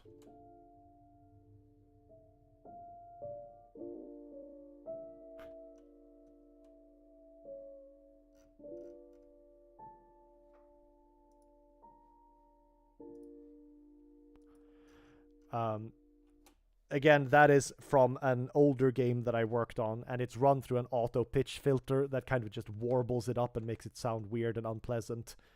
And then we have another puzzle solved track here.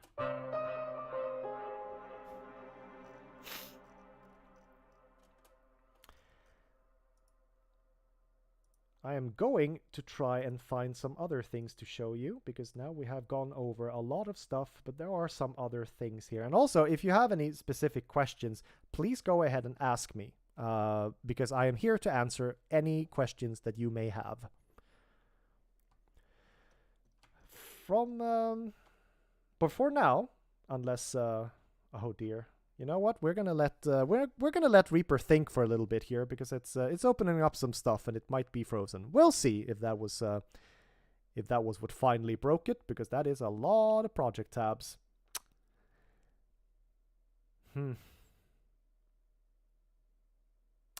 So during the final couple of days of doing all the sound design for this game, at some point the project for the sound design refused to open. It opened and then immediately crashed, and that was fun for me. Let me just, yeah, this is obviously not working. Oh no, it was working. I just had to click it a couple of times and now it's working. So yeah, that was fun and heart-stopping.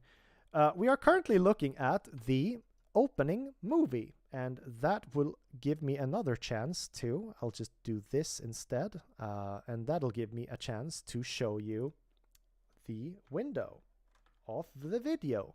Because what I did when I was working on this soundtrack and all the sound design was I had the Reaper layout look like this instead than from the normal one. So I have a video file up here playing, and for this one it's the opening movie. Let's see, I'm just gonna...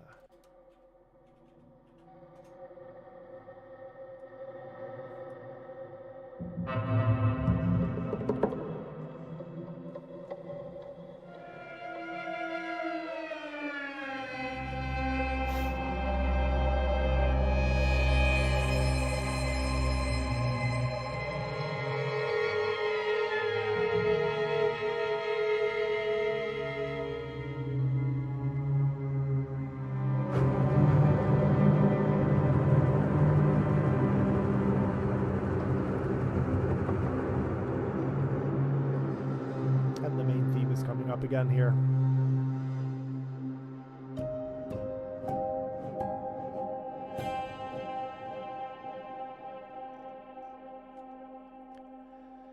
So there are tons of elements to this.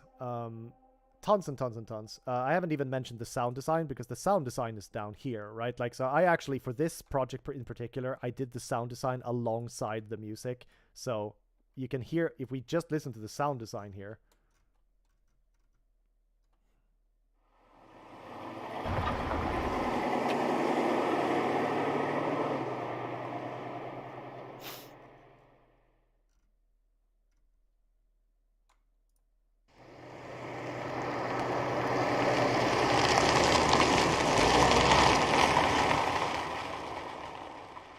And there you could see that I'm doing all, like, the pan is moving from the center over to the right as the car was moving past the camera.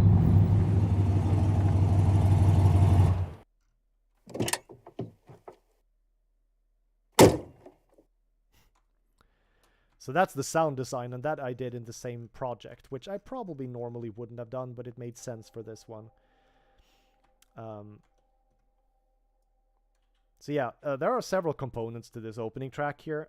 We have the aleatoric clusters, which is basically Andrew recording himself playing various notes in various fashions, and me just using them in different ways. Did I make the sound effects? Yes, I did. Well, I didn't make all of those sound effects from scratch for this one, because recording a car is never that simple. I don't own a car. So for this one, it's a modified freesound.org Creative Commons sound effects. But for the game itself, yes, I made over 300 and something sound effects for it. Like the footsteps and such, how does that work? You know what?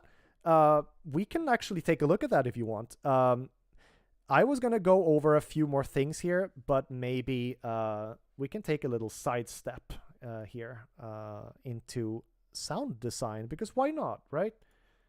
While I have you all here, I might as well. So I'm going to go ahead and open a few things here. First of all, yes, I'm going to open this one. And I'm going to open, let's see here, the main SFX project.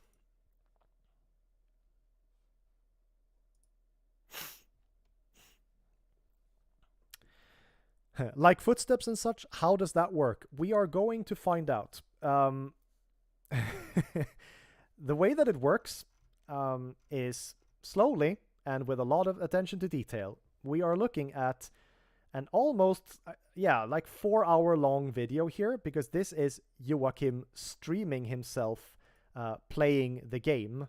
Well, the video itself is like 2 hours and change, I think.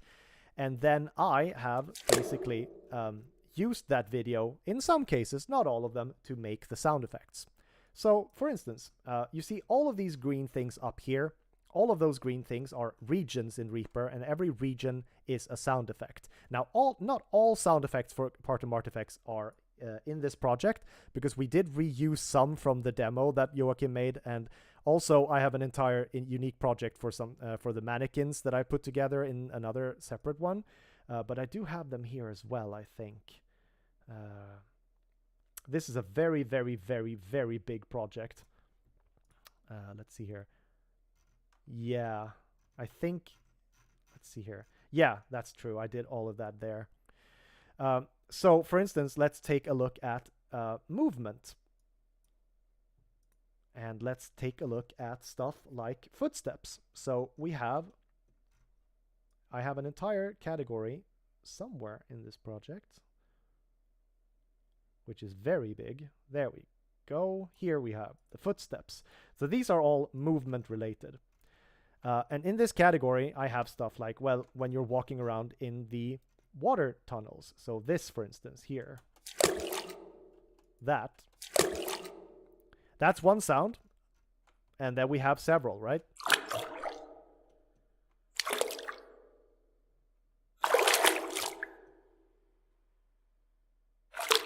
And all of those were recorded by me while I was wading around in a swimming pool. And all of these for like knee height and waist height, we have different sounds for those as well.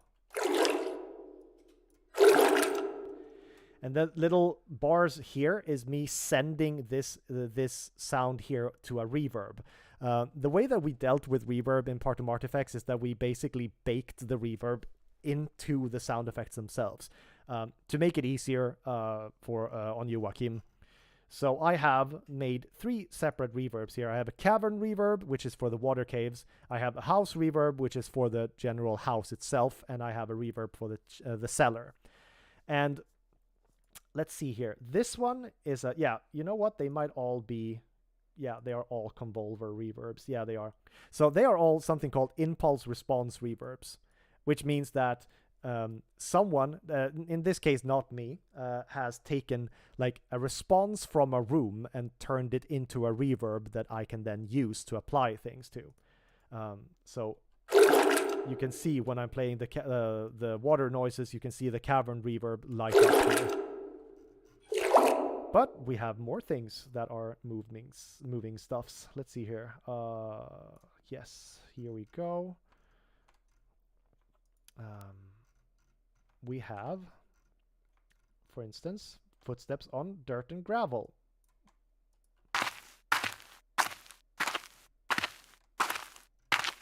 And we have forest floor, which is both dirt, gravel, and leaves.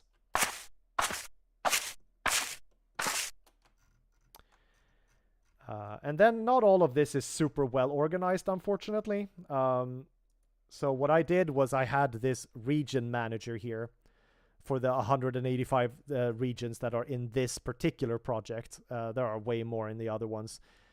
And we can look at these, like for instance, like movement carpet. And then we can try and find where the recorded sounds are. They are here.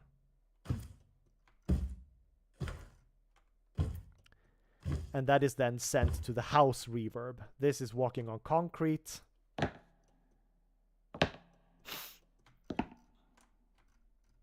And this is walking around in the tiled bathroom.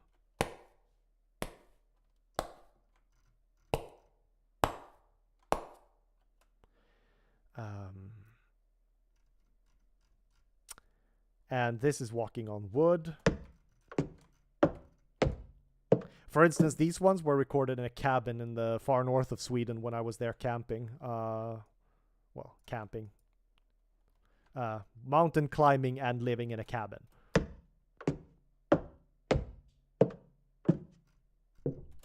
And then walking on stairs.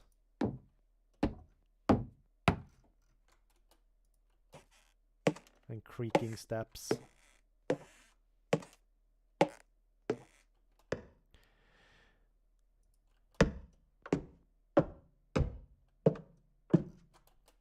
So that is how that works. And for, yeah, all of the sound effects in the game are either here in the mannequin project, which is several like separate tracks there as well. And then they consist of various different sounds. So for instance, we have like movements, right? And then we have stuff like, or like, and that is then a combination of, and all of these are recorded sounds by me. So we have like me knocking with a pencil. This is me wrangling a plastic bottle. This is me dragging across a broken violin. And this is knocking on the violin. And then this is me rattling a pencil case. Do you go through life ready to record miscellaneous sounds in the event you'll ever need them? Sometimes. If I go somewhere, like if I travel, I tend to have my little, I'll show it here. Yeah. It's this. This is a Zoom H4n, and it is my trusty travel companion. it goes with me basically everywhere. When I went up into the north and did some mountain climbing, I had it with me in a fanny pack that I just had it with me all the time, along with what's called a dead kitten, which is just something that you kind of wrap over the mics to protect them against wind and the weather, and reducing wind muffles and like the noise that the wind makes. And then you just kind of record what sounds cool. I don't always have it with me. Like if I'm just out walking normally, I wouldn't have it there. But if I'm going to a location where I know there's going to be like cool sounds, like at that trip, I recorded a lot of cool waterfalls and stuff like that. Then it's invaluable. All the sounds here for the mannequins were recorded in my home, but using that Zoom recorder and on a table, just basically just standing next to it. And yeah, got some real nasty, weird sounds out of that. Let's see, we can get some of the idle noises, which were just like, they are just like out of reach. Like you can't see them. Well, you can never really see the mannequins move until the very end, but you get these like subtle little cracks and snaps.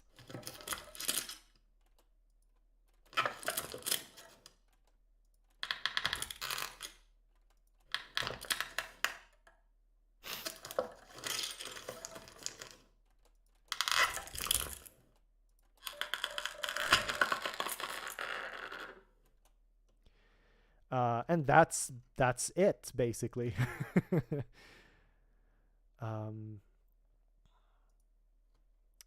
yeah, I just, to get quickly back to the opening movie again, we have the aleatoric techniques from Andrew that just are playing here.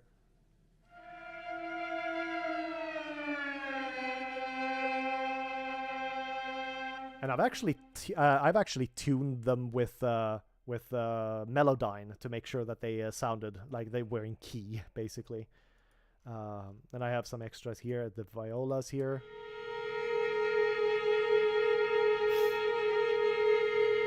And some extra on the cello. And then I have some pizzicatos, which means that you pluck the strings on the bass here.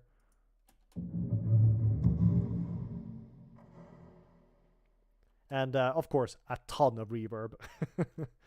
Like this entire channel is just, yeah. There's a delay, which is just a plugin that I love, which it just kind of bounces the sound back and forth between left and right, and then that is then sent to a reverb called Crystalline, which I really enjoy. But there are other fun little elements in this track. For instance, the broken ukulele here. That kind of serves as percussion. That was very subtle. And then you have the broken ukulele pluck from before that I then reused at other points. And broken violin tones. Those were then used for mannequin breathing in the game as well. And then I used the good old Paul stretch, which is a very fun stretching algorithm that you can get as a plugin. I do believe that I stretched one of the ukulele plucks, and I did that and because I wanted a sound for when the headlights shine.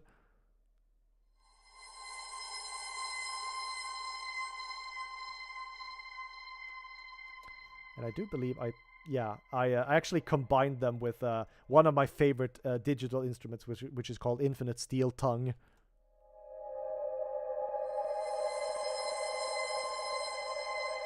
And then with the violin textures as well, which is also a really cool synth.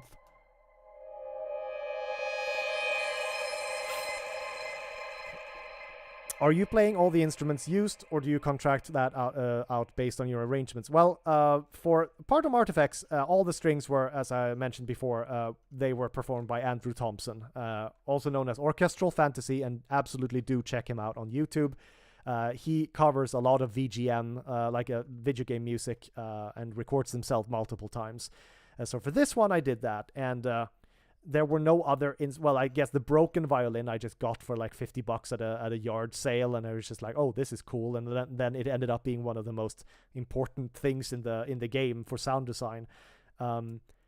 Normally, like, I don't play, well, I have a MIDI keyboard, so if it's just something that needs to be performed, like the MIDI piano in the previous in the Partum Artifex track, for instance, then I play that myself, and I also perform like synth strings and stuff like that.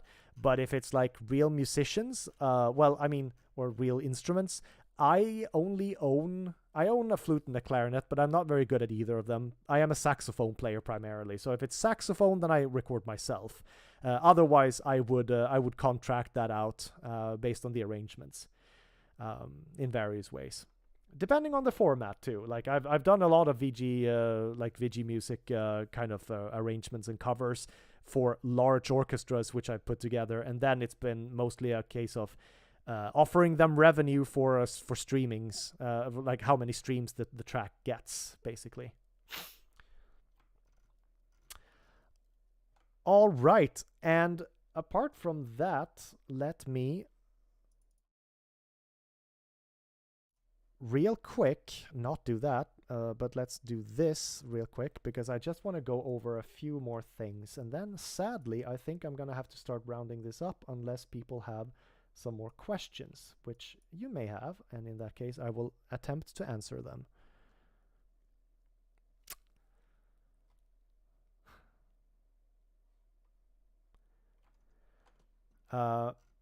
So yeah, I wanted to mention a few of the more ambient scare sounds or music tracks in the game as well. Like we have the basement song here. Let's see here.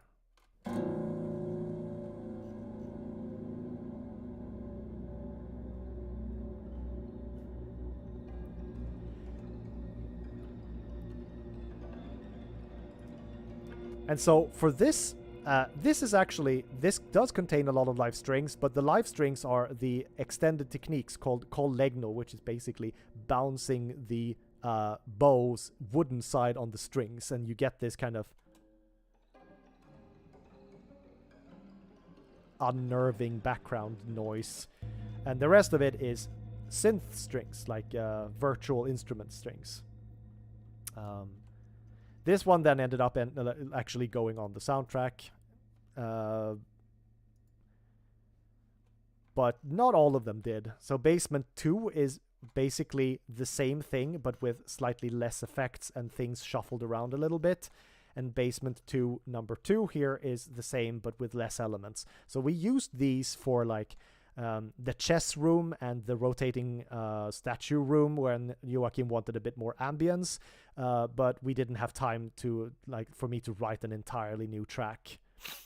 However, I want to give special mention to this, because this just turned out to be very, very unpleasant. And Lich, if you're still here, you may remember this, and Scooby, you will probably remember this too. This is the sound that appears in the horrible bathroom next to the room when where you come in. It's also the sound that plays in the room with all of the mannequins in it, and you get this terrible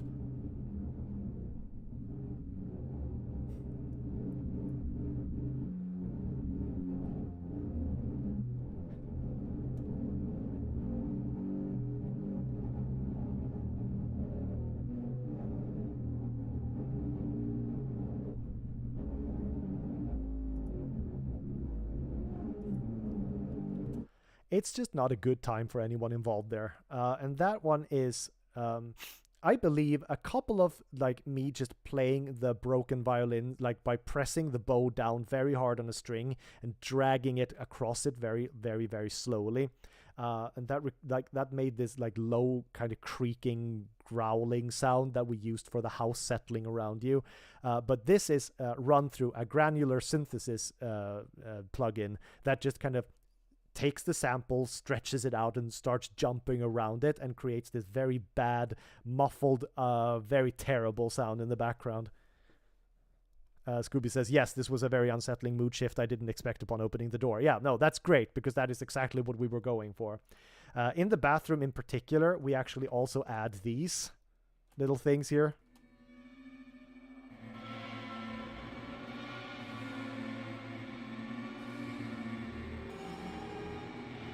And together you just get this nasty kind of...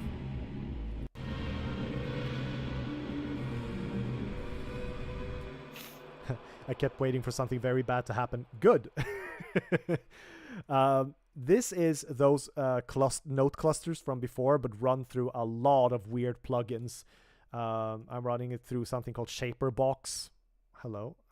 Yeah, you can't see that, but now you can.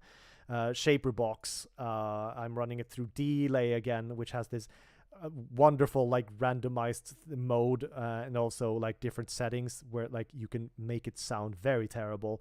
An extra reverb and a ring modulator, and you get this like very nasty kind of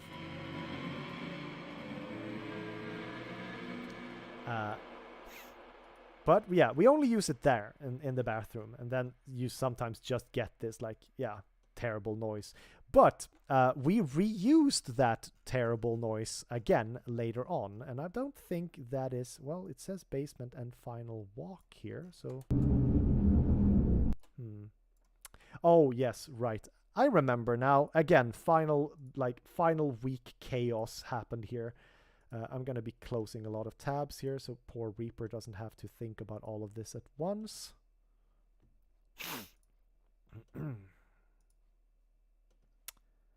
Go away and go away. And you also go away. There we go. Oh, hi, Julia. I'm glad you're back. Sadly, we've gone through a lot of things now. You're gonna have to catch up on the VOD, I'm afraid.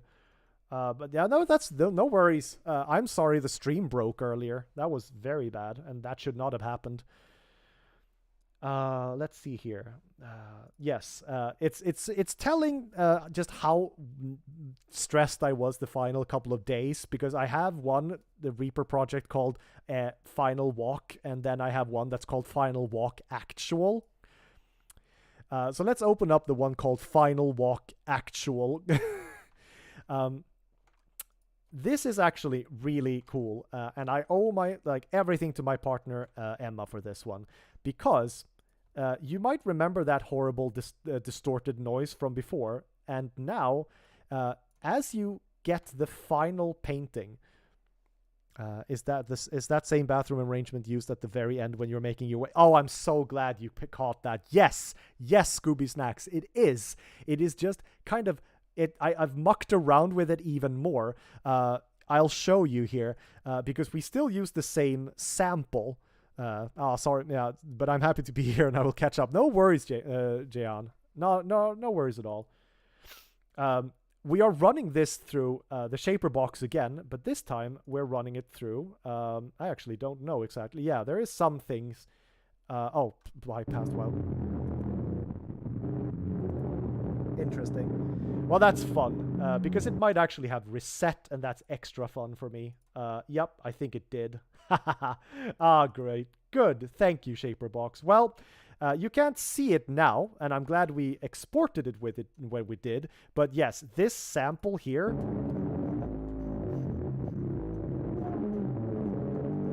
is then run through a thing that makes it a rhythmic kind of thing, and you can hear it here in the...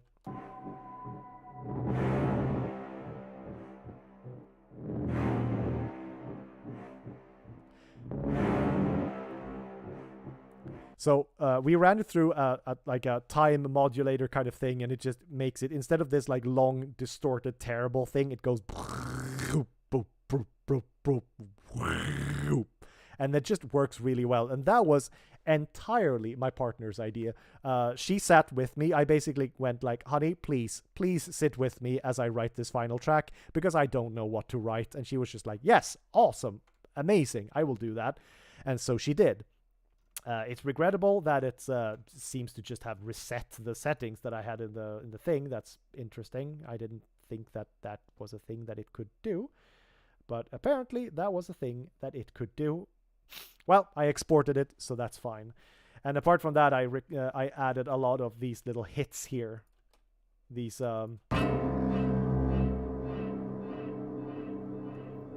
and because I wanted to give it a little bit of an extra punch, I took part of that hit and I reversed it, and so you get...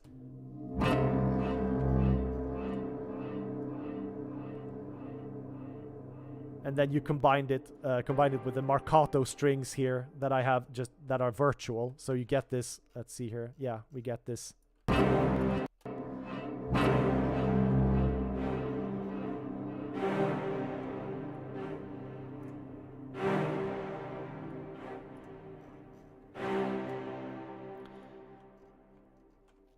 And of course, you probably have already noticed, but I do like to use the main motif a lot, so it's here as well.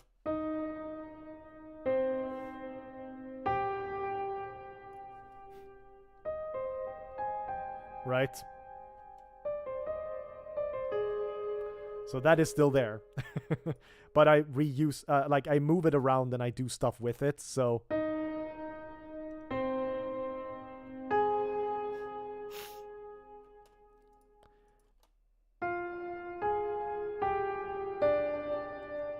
And of course, just a metric boatload of reverb. The entire thing is just a wash and a sea of reverb, really. But yes, very, very like nicely caught there, Scooby Snacks. It is exactly that nasty loop that is being used there, but in a different way. Let's see. What else can I show you now that I'm here?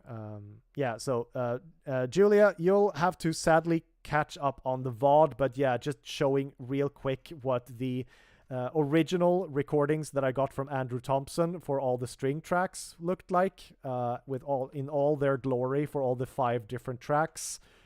You can see that on the VOD that I go through them all in more detail. I also went through all the sheet music. Let me see. I love reverb so much it should be a sin.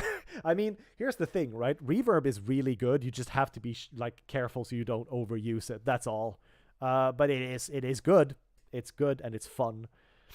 Let's see. Is there anything else?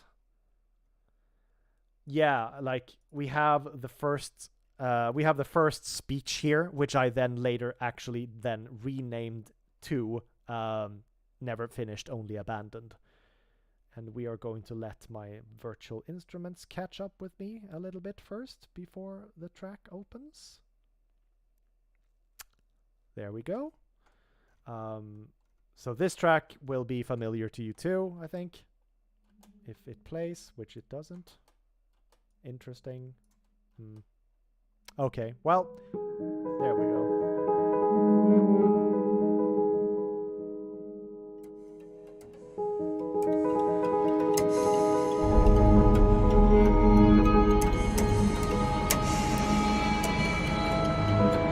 So these, and these, the cello textures, the violin textures, and the let me show you real quick here. Yeah, so from Emergence Audio, I cannot praise them enough. Cello textures, violin textures, and Infinite Steel Tongue are something that I've used extensively in this soundtrack. Just to get an example, right? Like,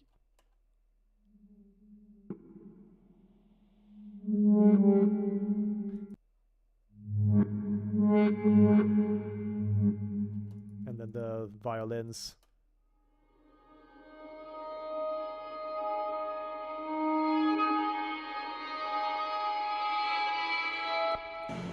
And then we have the steel texture.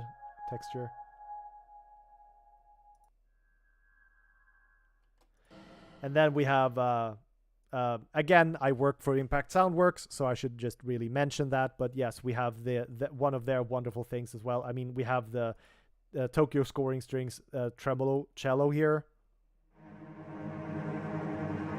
which is just lovely. And then we have the 88E, which just has this real oomph to it. And let's see what else we have. And I think it might be time to slowly wind down.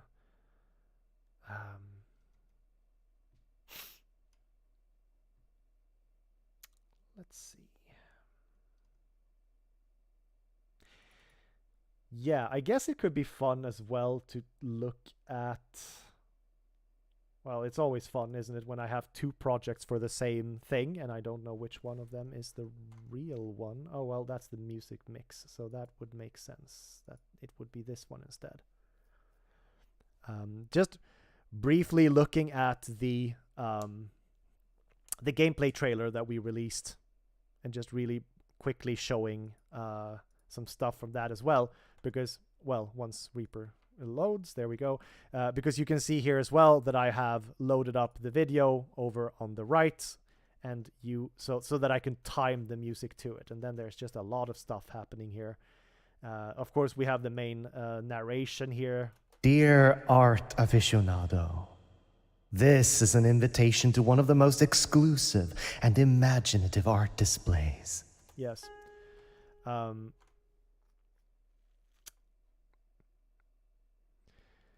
Let's see here. Sorry, Scooby Snacks, you may be a little bit behind here, or I might be a little bit ahead. Was that during the walk in the tunnel? The one that I played previously, the one with the low note and stuff, that was when you first enter the house. That is called Never Finished, Only Abandoned. The water tunnels, I will find them somewhere. Because I'm sure they're in here. I'm not showing you the folder structure here because I am fairly, honestly, I'm a little ashamed. But I will find it because I know that I have a specific folder for that as well. I thought it was something called, oh, well, you know what? If I have multiple ones, it could be the one that I didn't open, huh? Let's open this one and see if it might be this. No, that's painting obtained. And clusters and music shorts. Why on earth are there multiple versions of this track? Mysteries for me to ponder. Could it be that they are the same and I just exported them twice for some reason? Ah, no, here we go. Wonderful. That's very funny because I have clearly opened one track and then written just one thing. Again, this will happen in stress levels here. This is the final water tunnel music. And you might recognize this because the piano here is playing the viola solo from Judicious Imitation.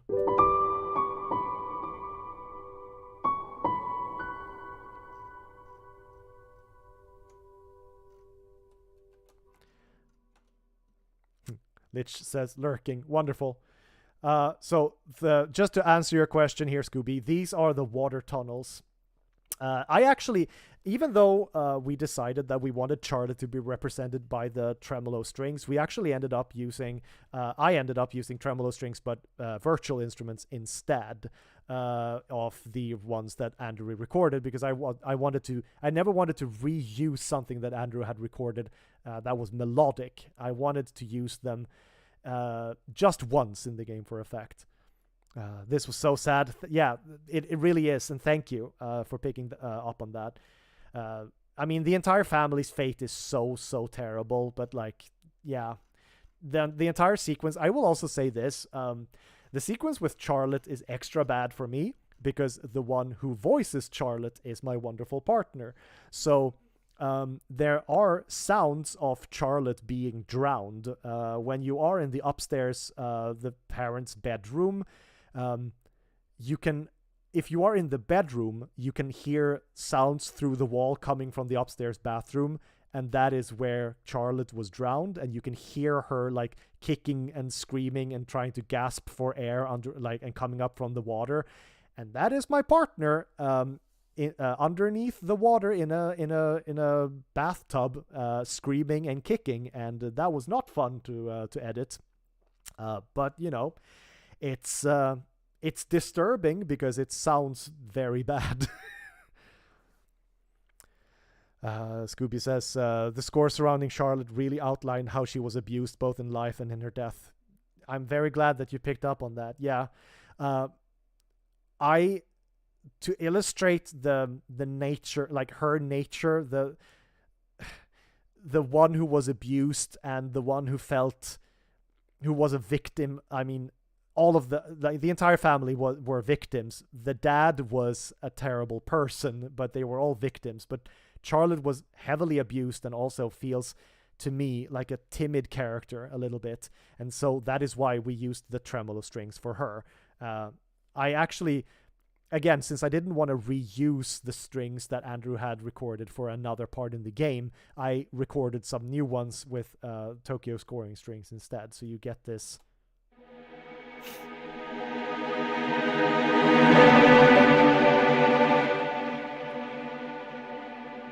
Just when you enter the water tunnels for the first time.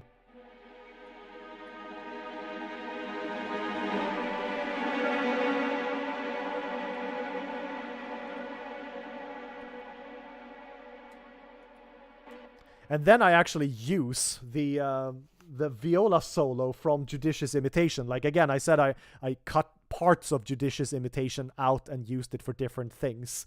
And so I used the solo here, but I added some synth strings underneath it.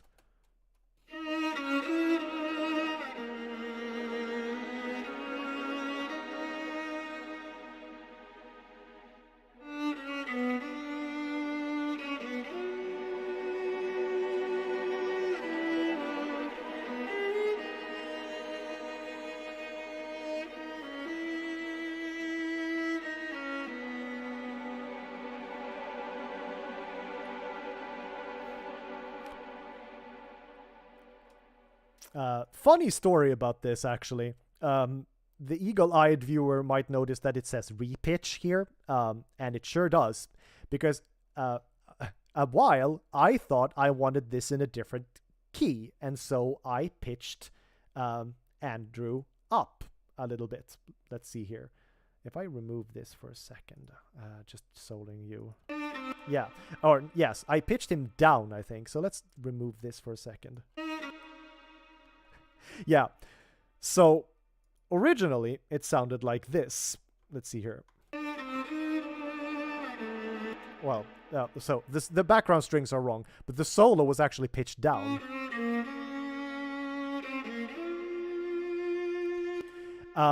But then I decided I didn't want to do that, and so I added a pitch to the master track here, and then I pitched Andrew back up again. So sorry, Andrew, for that. And then I added another track for this, and I don't think, yeah, we hear this because you visit the water tunnel multiple times.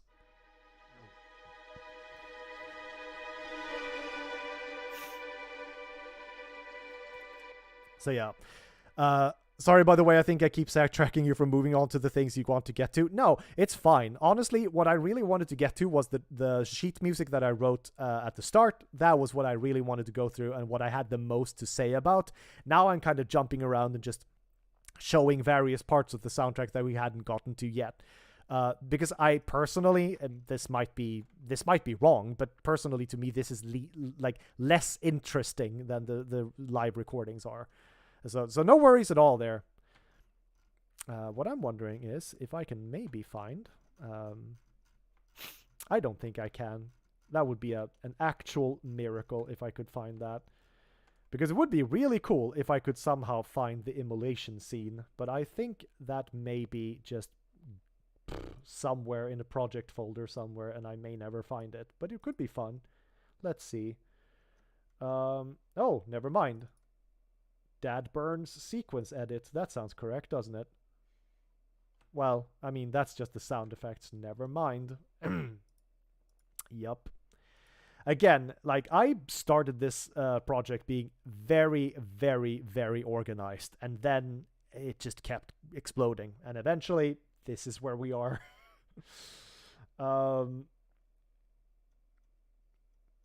Yeah, nope, it might be, I might not be able to find that, and that's fine. It's okay. Let's see if I can maybe dig around in the recent projects list a little bit, see if I can find something.